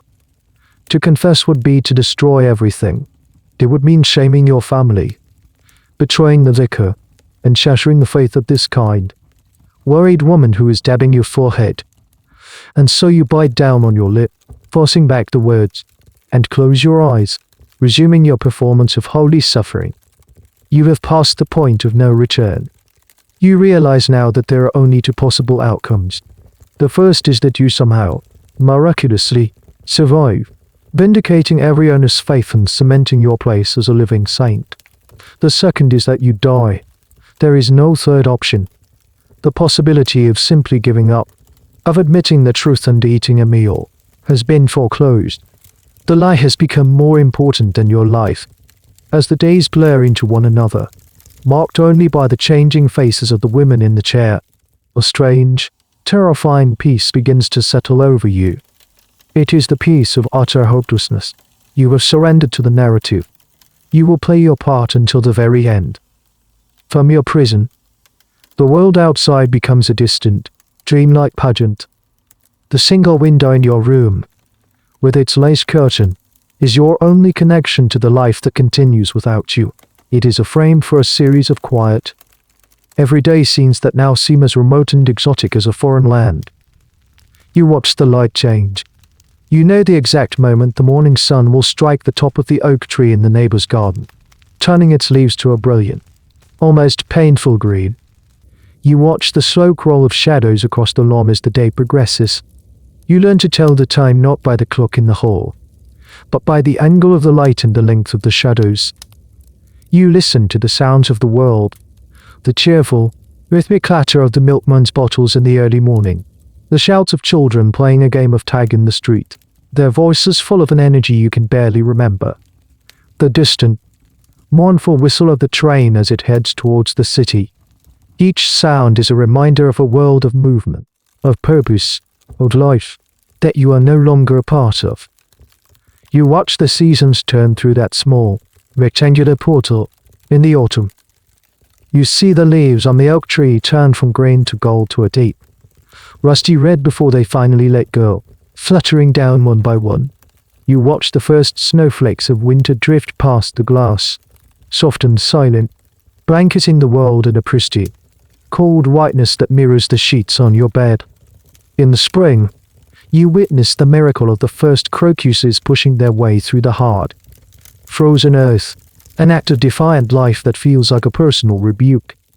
Your brother, who has long since abandoned his attempts to tempt you with food, now views you with a mixture of fear and awe.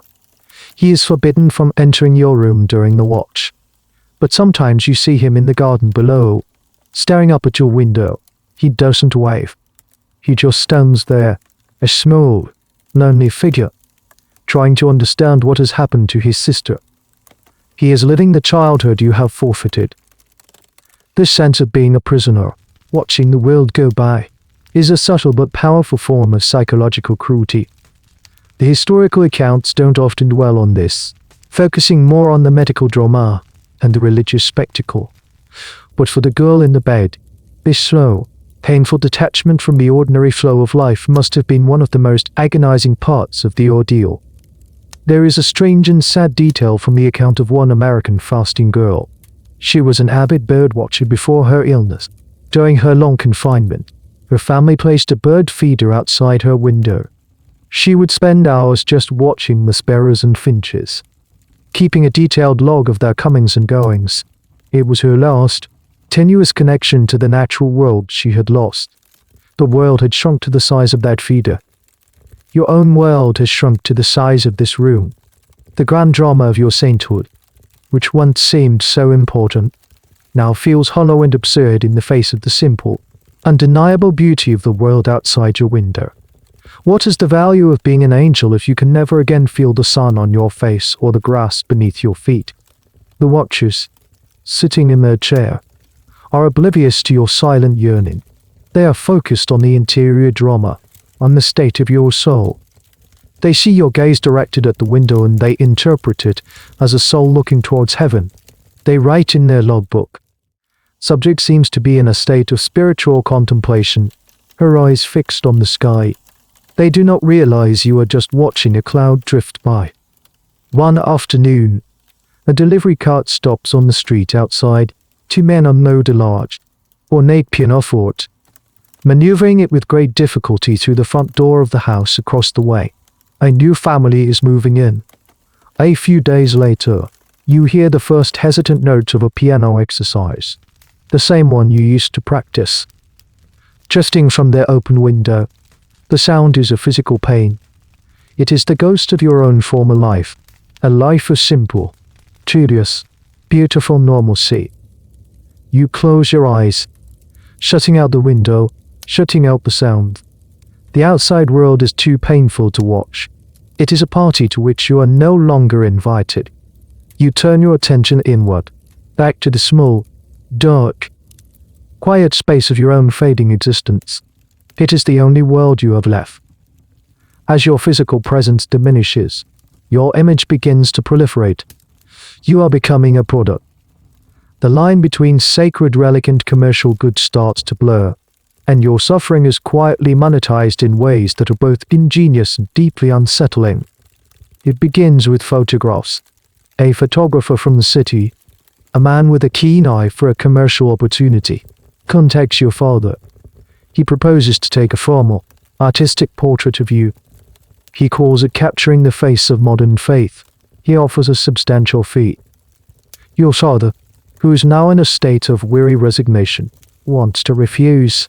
The idea of turning his daughter's suffering into a picture for sale feels like the ultimate violation. But your mother, ever the pragmatist, argues for it. She sees it not as exploitation, but as evangelism, a way to spread your inspirational story.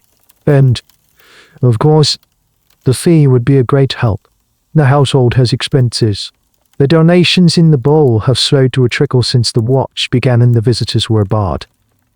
So the photographer arrives with his heavy, cumbersome equipment. The camera is a large wooden box on a tripod. A menacing, one-eyed beast. The room fills with the sharp, chemical smell of his collodion plates. The process is long and arduous. He fusses with the lighting, draping a sheet to reflect the window's glow onto your face. He adjusts the angle of your head, moving it with his cold, professional hands. You are instructed to look serene, to look pious, to look otherworldly. He takes several plates, disappearing under a black cloth to focus the image. The silence of the room broken only by the loud, unnerving pop and hiss of his magnesium flash. The watchers observe the whole process with a kind of fascinated horror, documenting it in their logbook as a peculiar and disquieting event. A few weeks later, the photographs are available for sale in the city. They are small, stiff cards called cards de visit, wildly popular at the time. The image is haunting. You are propped against a mountain of white pillows, your eyes large and dark in your thin face, your hands folded delicately on the coverlet. You look exactly like the angel from the newspaper stories. You look like a beautiful, tragic victim. The photos are a sensation. People buy them and place them in their family albums, alongside pictures of their own children and their stern-faced ancestors.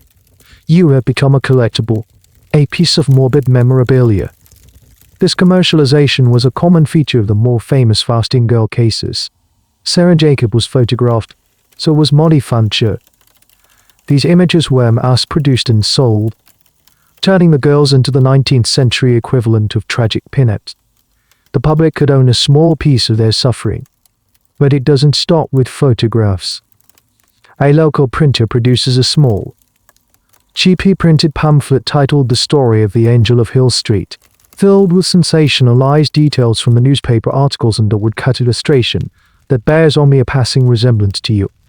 It sells for a penny a copy. Someone else begins selling commemorative ribbons, printed with your name and the dates your fast began. It's not known who makes them, but they appear in shops all over town. People wear them pinned to their coats, a public declaration of their belief and their participation in the spectacle. The most bizarre product to emerge is a brand of devotional soap. A small, enterprising soap maker claims that his product is made with water that has been blessed by proximity to your holy presence, presumably the water from the household well. The packaging features a crude drawing of an angelic figure floating above a bar of soap. Whether this is true or not is irrelevant. It's a story, and people buy it. Historians of consumer culture find these artifacts fascinating, as they mark a point where religious fervor, public spectacle, and capitalism intersect in the strangest possible ways. You are unaware of most of this. You don't see the photographs, the pamphlets, the ribbons, but you are living in the center of the machine that produces them. You are the raw material. Your soul starvation is the fuel that powers this small, grim industry. Your mother keeps one of the photographs on her dressing table. Sometimes, when she comes to the doorway of your room, you see her looking from the picture to you. And back again. Her expression is unreadable. Is she comparing the living, breathing, fading girl in the bed to the perfect, permanent, profitable image on the card? The question that historians still debate is whether the families were cynical exploiters or simply naive participants who got swept up in something they couldn't control. Looking at your mother's face, you suspect the truth is somewhere in the messy, complicated middle. The image has taken on a life of its own. The girl in the photograph is strong, serene, and eternal. You, the girl in the bed, are none of those things. You are disappearing, and the world seems more interested in the copy than the original. The relentless, unassailable logic of biology cannot be held back by faith, photography, or the sale of commemorative soap. Under the unblinking gaze of the watch, with no access to the secret sustenance that had kept you afloat, your body's decline accelerates dramatically. The angel is beginning to fade. The changes are no longer subtle. They are stark and undeniable, recorded with dispassionate precision in the watch's logbook. Day 8 of the watch. Pulse is weaker. Respiration is shallow. A distinct bluish tint is visible around the lips and on the nail beds. The fine, downy hair on your arms, the lanugio, becomes more pronounced. Your skin, once just pale, now has a grey, almost translucent quality, stretched taut over the sharp geography of your bones. Your eyes, which once seemed so large and luminous, are now sunken deep into their sockets, circled by dark, bruised-looking shadows. You sleep more and more, not the restful sleep of a healthy body, but a deep, heavy lethargy that is closer to a stupor. You drift in and out of consciousness, the world coming to you in muffled, distorted fragments. The faces of the watchers blur into a single, composite face of solemn pity. Their whispered conversations become a meaningless hum. When you are awake, your thoughts are slow and syrupy. It takes a monumental effort to form a coherent idea. The complex architecture of the lie you constructed, the piety, the clairvoyance, the angelic serenity, has crumbled. All that is left is a baseline of dull, physical misery and a profound, bone-deep weariness. Your mother's visits become more and more agonizing. She stands in the doorway, her knuckles white as she grips the frame. She sees the changes. She sees the irrefutable evidence of your starvation written on your body. The performance is over. The reality is undeniable. Her face is a canvas of dawning horror. Sue, who was the primary architect of this grand delusion, is now forced to watch its most brutal and tragic consequences unfold. Dr. Albright, your family physician, continues to visit, but his blustery confidence is gone, replaced by a quiet, desperate anxiety. He listens to your heart, his face grim. He knows what is happening. He is a man of science, however old-fashioned, and he cannot deny the evidence of his own senses. But he is trapped. To intervene now, to force-feed you, would be to admit his own complicity, his own failure to stop this madness weeks ago. He is paralyzed by his own reputation. This is a critical juncture that historians of medicine point to in these cases. It's the moment when medical professionals, who should have been the voice of reason, become silent accomplices. The fear of litigation, the fear of public shame, the fear of admitting a mistake, all these factors conspired to keep them from acting. Even when faced with a dying child, the debate continues. Was it malpractice? Or was it a reflection of the profound confusion of a medical field that had no framework for understanding what was, in essence, a psychiatric illness? One afternoon, you surface from a deep fog of sleep to find the room unusually crowded. The vicar is there, his face ashen. Dr. Albright is there. Your father is there, his broad shoulders slumped in defeat. And your mother is kneeling by your bed, for the first time breaking the no-contact rule of the watch. The watchers, their faces streaked with tears, have abandoned their post by the door and are huddled together in the corner, praying. Your mother is holding a cup to your lips. It's the familiar cup, the one that used to hold the secret broth. Now it holds only water. Please, my child. She sobs, her voice broken. Just a sip. For me. Please. You turn your head away. It's not an act of will. It's not a performance. It's a reflex born of profound weakness. The mechanism of swallowing, of even wanting to swallow, seems to have shut down. But to the onlookers, to the vicar, it is your final, triumphant act of piety. You are rejecting the world, even to the last. Her spirit is leaving the vessel. The vicar says, his voice choked with a mixture of grief and doubt, she's going to her reward. They see a saint's triumphant departure. You feel a slow, cold, quiet pulling away. The room begins to dim at the edges.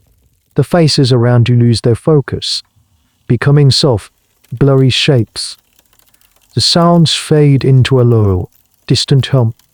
The pain in your stomach, your constant companion for months, finally begins to recede. There is only the cold, and then a profound and welcoming quiet. In the silent, hollow hours after your final breath has left you, a new and terrible chapter begins for your parents. The weight of your sainthood is gone, replaced by the crushing, undeniable reality of your death, and with it comes a choice of unbearable magnitude. Your mother is inconsolable, but her grief is tangled with a profound and terrifying guilt.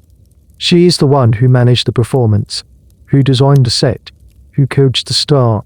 She was your co-conspirator. As she sits by your still, silent form, she is not just mourning a daughter. She is facing the catastrophic failure of her life's greatest project. The miracle has ended in the most mundane and tragic way possible, and she is its primary architect. Your father, who had been a passive, disapproving spectator for so long, is now galvanized by the tragedy. His long-suppressed anger and despair finally break through his weary resignation. He sees the situation with a brutal, heartbreaking clarity. His daughter is dead, and he knows why. The choice they face is this. Do they maintain the lie? Even now, do they cling to the story of the angel who was sustained by faith alone, whose spirit simply left its earthly vessel? This is the path of least resistance. The story the vicar and the believers want to hear. It preserves their reputation. It validates the community's faith. And it transforms your death from a tragedy of neglect into a holy martyrdom. Or do they tell the truth? Do they admit to the secret sips of broth, the nightly deception, the slow, managed starvation that spun out of control? To do so would be to invite public scorn, ridicule, and possibly even criminal charges. They would be exposed as frauds and monsters. Their name, their standing in the community, everything they have built, would be destroyed. They would be trading the false narrative of a saint's parents for the true narrative of a child's killers. The argument takes place in hushed, frantic whispers in the hallway outside your room, while the tearful watchers are still composing themselves. We will say it was her time. Your mother insists, her voice raw, desperate trance. We will say God has called her home. It is what everyone believes. It is what she would have wanted. What she would have wanted. Your father's voice cracks. A lifetime of suppressed emotion finally erupting. She was a child, Martha. A child we allowed to starve to death in her own bed while the whole town applauded. Do you hear me? We let this happen. It was her will. Your mother pleads, clinging to the last shreds of the fiction. She was so pure, so strong. It was a game, he counters. A game that we helped her play until it killed her. And now you want to keep playing it over her dead body. This dilemma, to confess or to double down on the lie, is the final, terrible act in the drama of almost every historical fasting girl case that ended in death. The parents of Sarah Jacob, faced with this exact choice, chose to maintain the lie. They insisted to the very end that they had not fed their daughter during the watch, that her death was a mystery, a divine event that science could not explain. Their denial was fierce, absolute, and ultimately unbelievable. It's a decision that has fascinated and horrified historians for generations. Why would they do it? The most cynical view is that they were trying to escape legal consequences.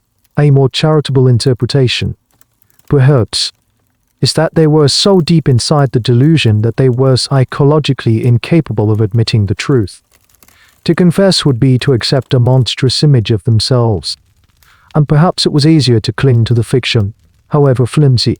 There's an ongoing debate about whether this was a calculated act of self-preservation or a final, tragic symptom of a shared family psychosis. In your house, the argument is short and brutal. For the first time in their marriage, your fathers will override your mothers. The sheer, undeniable fact of your death has broken his passivity. He will not allow the lie to be your final epitaph. He walks back into your room, his face set like stone. He looks at the vicar, at Dr. Ive, Albright, at the weeping watchers. My daughter did not die of holiness, he announces, his voice shaking but clear. She died of starvation, and we all had a hand in it. The silence that follows is profound.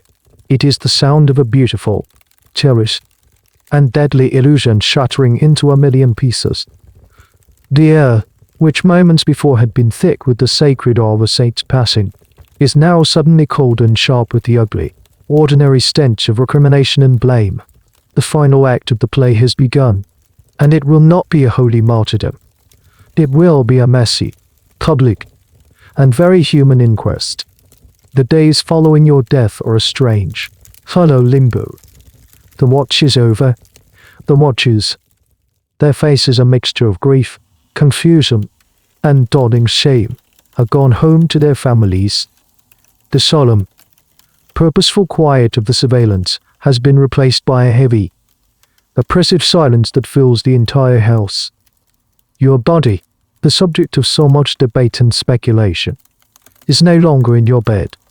It has been taken to a cold, sterile room to await the coroner's examination. Your bedroom, the stage for your long performance, is now just a room. The sheets are rumpled. The glass of water sits untouched on the bedside table. The indentation of your form is still faintly visible on the mattress. It looks like a crime scene, which, in a way, it is. The town, which had been so united in its belief, is now fractured and uneasy. The story of your father's confession has spread, though its details have been warped and twisted by gossip. Some people refuse to believe it, clinging to the narrative of the miracle. They accuse your father of being a man broken by grief, or worse, a secret skeptic trying to tarnish his own daughter's sainthood. Others feel a creeping sense of guilt. The people who bought the photographs, who wore the commemorative ribbons, who whispered your name with art, they are now forced to confront the part they played. Their fascination was the oxygen that fed the flame of this tragedy. Their belief was a form of pressure. The spectacle they enjoyed has ended with a dead child. In the midst of this, a quiet, methodical process begins, one that will replace the language of faith with the language of law and medicine. The coroner, a man with no patience for miracles, schedules an inquest. This will be a formal, legal inquiry into the cause of your death. Witnesses will be summoned. Testimony will be given under oath. The beautiful, ambiguous mystery of the Angel of Hill Street is about to be subjected to the cold, hard glare of official scrutiny. This period, the immediate aftermath before the official inquest, is often a footnote in the historical accounts. But it must have been a unique kind of hell for the families involved. For your parents, it is a time of surreal, suspended animation. They must make funeral arrangements. They must receive a steady stream of visitors, whose condolences are now laced with an unspoken, awkward accusation. Your mother has retreated into a state of near catatonic grief. She rarely leaves her room. When she does, she moves through the house like a ghost, her face pale and empty. The fierce, ambitious manager of your fame is gone, replaced by a broken woman haunted by the consequences of her own narrative. Your father, on the other hand, is consumed by a grim, methodical purpose. He is preparing for the inquest. He finds the small notebook where your mother had tallied the donations. He gathers the newspaper clippings. He is assembling the evidence of their collective folly, preparing to lay it all bare. It's a strange detail, but in several of the historical cases, the most damning evidence against the family came not from the doctors or the skeptics, but from the household's own trash. Investigators would find empty bottles of beef extract, scraps of food, or other evidence of secret feeding that had been carelessly discarded. The mundane debris of the deception became the proof of the crime. One evening, your father finds you. Not the real you, but the you that was created for public consumption. He finds the box of cards to visit, the portraits the photographer took, that your mother had hidden away. He takes one out and looks at it under the lamplight. He sees the girl in the picture, the serene expression, the large, soulful eyes, the halo of the flashbulb reflecting in your hair. It is the perfect image of an angel. It is a beautiful, powerful, and utterly convincing lie. He compares this sainted image to the memory of your final, emaciated form, and a dry, racking sob escapes him. He takes the box of photographs to the fireplace in the parlor. One by one, he feeds them to the flames. He watches as the faces of the angel curl, blacken, and turn to ash. It is a desperate, futile attempt to erase the fiction, to burn away the evidence of the lie that has cost him everything. But he knows it's too late. The image is out in the world. The story has been told. And now, he and everyone else involved will have to answer for it. The inquest is held in the town hall, the grand, drafty building that usually hosts council meetings and local dances. Today, it has been transformed into a makeshift courtroom. The room is packed. Every seat is taken, and people are standing 3 deep against the back wall. It seems the entire town has turned out to witness the final, public dissection of your story. At the front of the room sits the coroner, a stern-faced man with tired eyes. To his side is a jury of 12 local men, shopkeepers, farmers, and artisans. They look somber and uncomfortable, aware that they are about to pass judgment on their own community. The key witnesses are called one by one to a small, wooden chair at the front. The vicar is first. He looks pale and diminished, his usual booming confidence gone. He recounts the story of your piety, his voice faltering as he describes his belief in your miracle. Under the coroner's sharp questioning, he is forced to admit he never saw any concrete proof, that his belief was based on the girl's spiritual aura and the word of your mother. He leaves the stand looking like a man who has had his faith and his foolishness laid bare for all to see. Dr. Albright is next. He presents his medical notes, his testimony a long, rambling series of equivocations. He talks of your unusual constitution and the mysteries of the human body. The coroner, growing impatient, cuts him off. Dr. Albright, in your professional opinion, can a human being survive for several months without any form of nutritional intake? Dr. Albright hesitates. It is highly improbable, sir. It is impossible, is it not? The coroner presses. Yes, doctor. Albright finally concedes, his voice barely a whisper. It is impossible. Then, Your mother is called. She walks to the stand as if in a trance, her face veiled and colorless. Her testimony is a series of whispered, incoherent sentences. She speaks of your goodness, your purity, your love of God. She cannot seem to grasp the reality of the situation. She is still telling the old story, but the audience is no longer buying it. The coroner, seeing her fragile state, dismisses her with a sigh of pity. Finally, your father takes the stand. He is calm, his voice steady. He does not make excuses. He does not try to shift the blame. He tells the truth. He speaks of the first refusal of food, the growing public story, and the secret nightly feedings. He describes the pressure, the fear, and the gradual loss of control. He presents the logbook from the watch as evidence of your rapid decline once the secret sustenance was cut off. A low murmur ripples through the crowd. This is not the story they knew. This is a sordid, secret history of a family caught in a lie. The most dramatic moment of the inquest, however, comes from the final witness, Dr. Silas Crane, the skeptical physician from the city. He wasn't even summoned, but he has come anyway, sensing an opportunity for vindication. He presents the findings of the post-mortem examination, his voice crisp and clinical, devoid of all emotion. The subject's stomach was empty and shrunken. He begins, reading from his report. The intestines were devoid of any content. There was a near-complete absence of subcutaneous and visceral fat. The muscles were severely atrophied. The cause of death, he concludes, looking up at the jury, is unequivocally starvation, as a result of a total lack of nutrition over a period of at least 10 days. He then delivers the final, brutal blow. There was, however, evidence of past nutrition. Microscopic analysis of the subject's digestive tract shows trace residues, consistent with the regular, if sparse, intake of milk and broth in the weeks prior to the watch. The science confirms your father's confession. The miracle is officially, medically, and legally dismantled. This process of a public inquest was the grim final chapter for many fasting girls.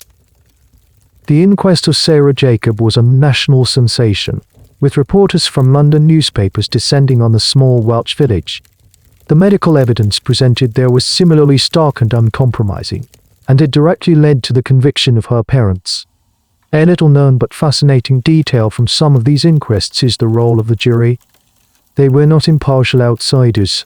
They were often men from the same community, men who had believed in the miracle themselves. Their verdicts were sometimes a reflection of their own desire to find a scapegoat or, conversely, to protect their own from outside judgment. The jury's decision was often as much about the community's psychology as it was about the facts of the case. The coroner in your inquest turns to the jury. "Gentlemen," he says, his voice weary, "you have heard the evidence." The jury files out. They are gone for less than 20 minutes. When they return, the foreman stands. His face is grim. "We find," he announces, his voice echoing in the silent room, "that the deceased came to her death by starvation." He pauses, then adds the final, damning words. "And we find that this starvation was caused by the criminal neglect of her parents, Evan and Martha Hughes." The verdict lands in the silent town hall with the force of a physical blow. Criminal neglect. The words hang in the air, cold and sharp. The story is no longer a tragedy. It is a crime. And a crime requires criminals.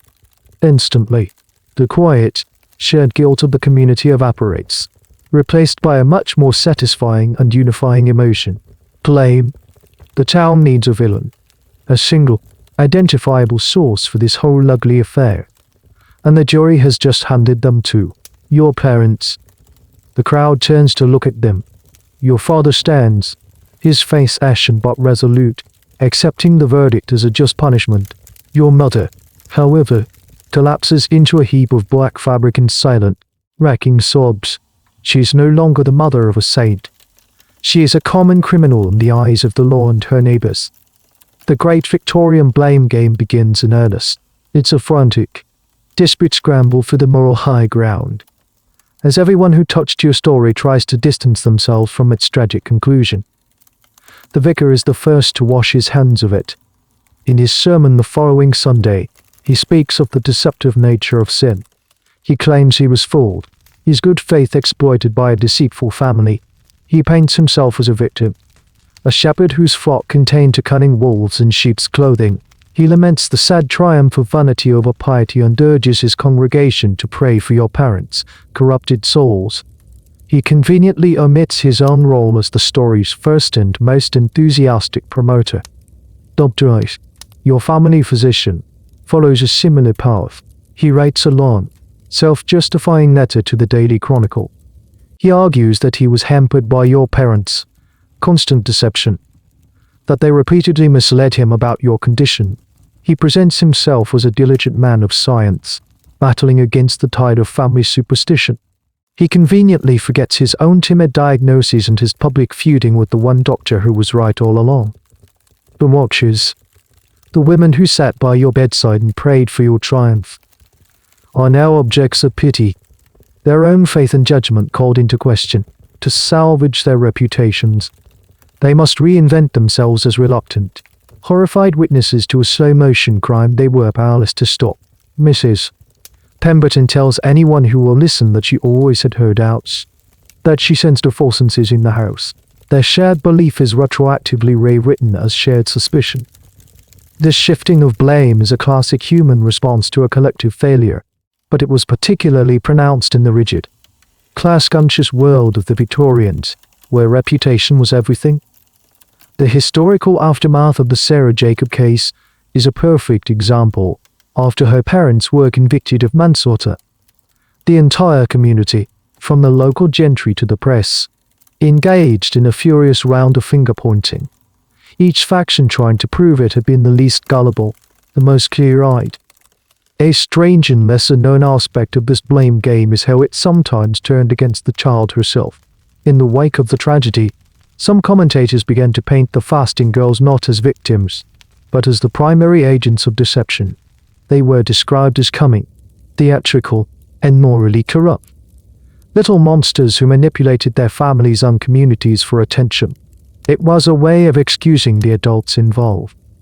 They weren't negligent. They were simply the hapless victims of a devious child. You, in death, are subjected to this final indignity. The whispers begin to change. The angelic child is recast as a willful, hysterical girl. The story of the untouched pork pie is no longer proof of your purity. It's evidence of your stubborn, pathological defiance. The only person who seems immune to this desperate scramble for innocence is your father.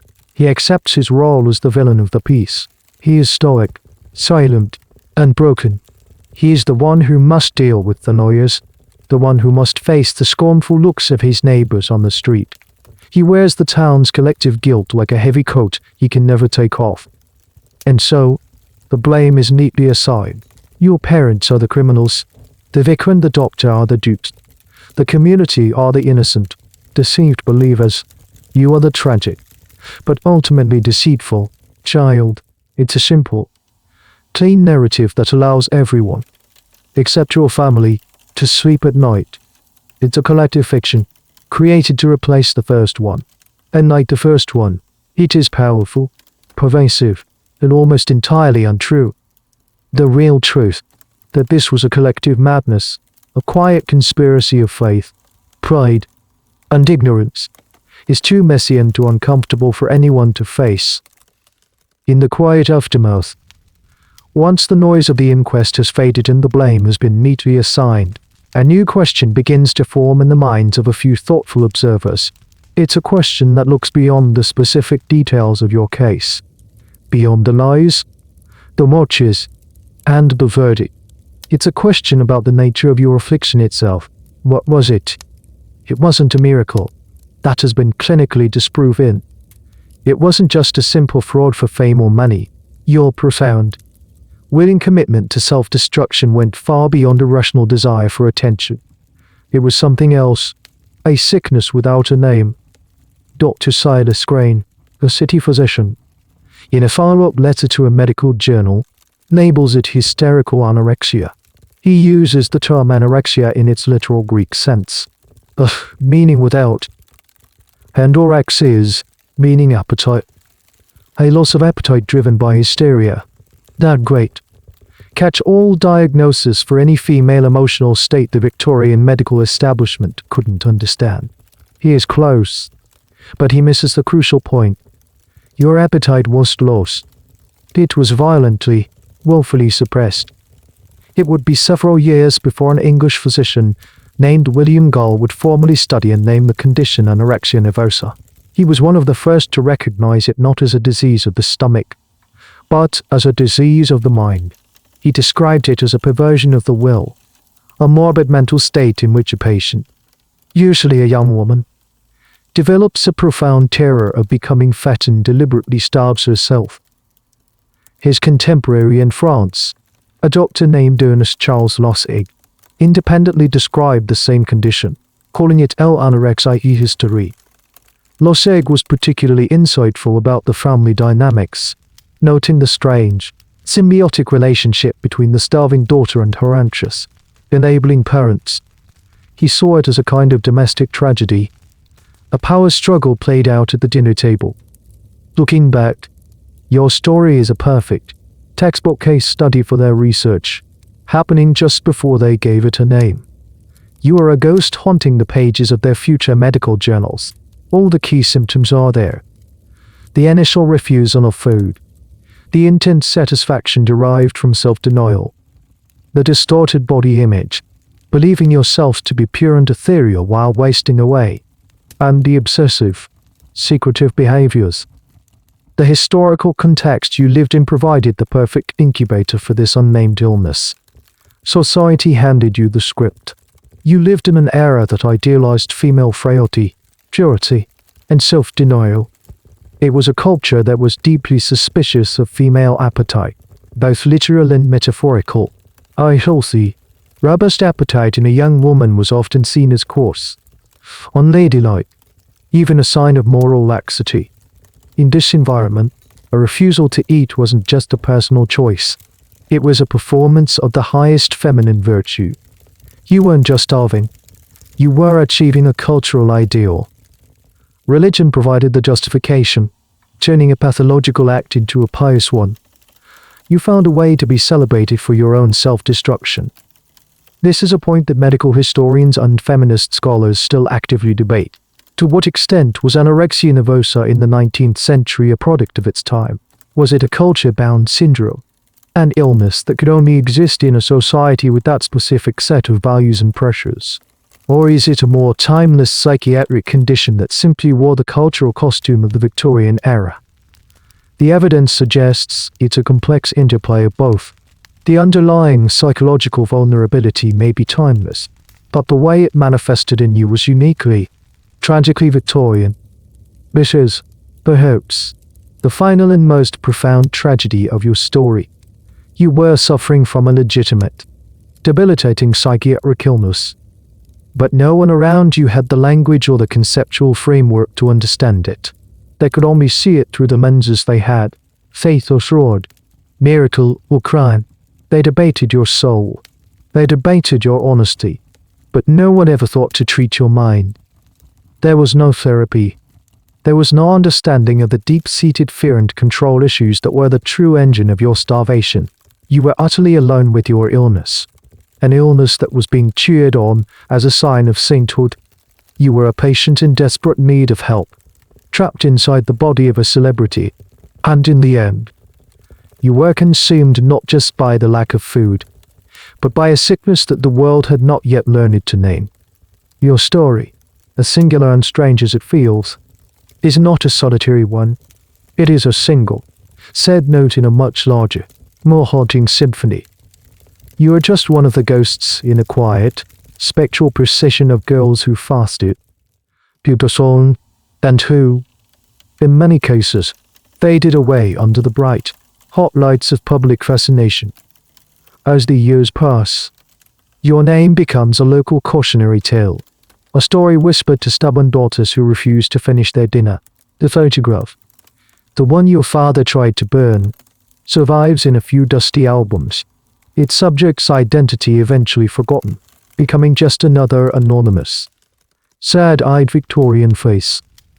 But the phenomenon you were part of continues, echoing in other towns. With other girls, there was Molly Fancher of Brooklyn, the enigma of the 19th century. Her fasted for 14 years. She outlived the initial craze, becoming a kind of permanent, bedridden fixture in her neighborhood. A living relic of a strange moment in time. She was one of the successful ones, in the sense that she didn't die from her initial fast, but her life was irrevocably defined and imprisoned by it. There was an more of Tubtree, an earlier English case, who became a national sensation for her supposed fast. After years of fame and donations, she was finally exposed as a fraud during a strict watch. Her daughter caught smuggling food to her. The public, feeling betrayed, turned on her with a vengeance. She died in poverty and disgrace. Her story became a lesson not in piety, but in the folly of public credulity. And of course, there was Sarah Jacob, the Welsh fasting girl, your spectral twin. Her death, and the subsequent manslaughter trial of her parents, sent a shockwave through the country. It served as a grim, public punctuation mark on the era's obsession. Her case made it harder for future fasting girls to be seen as miracles.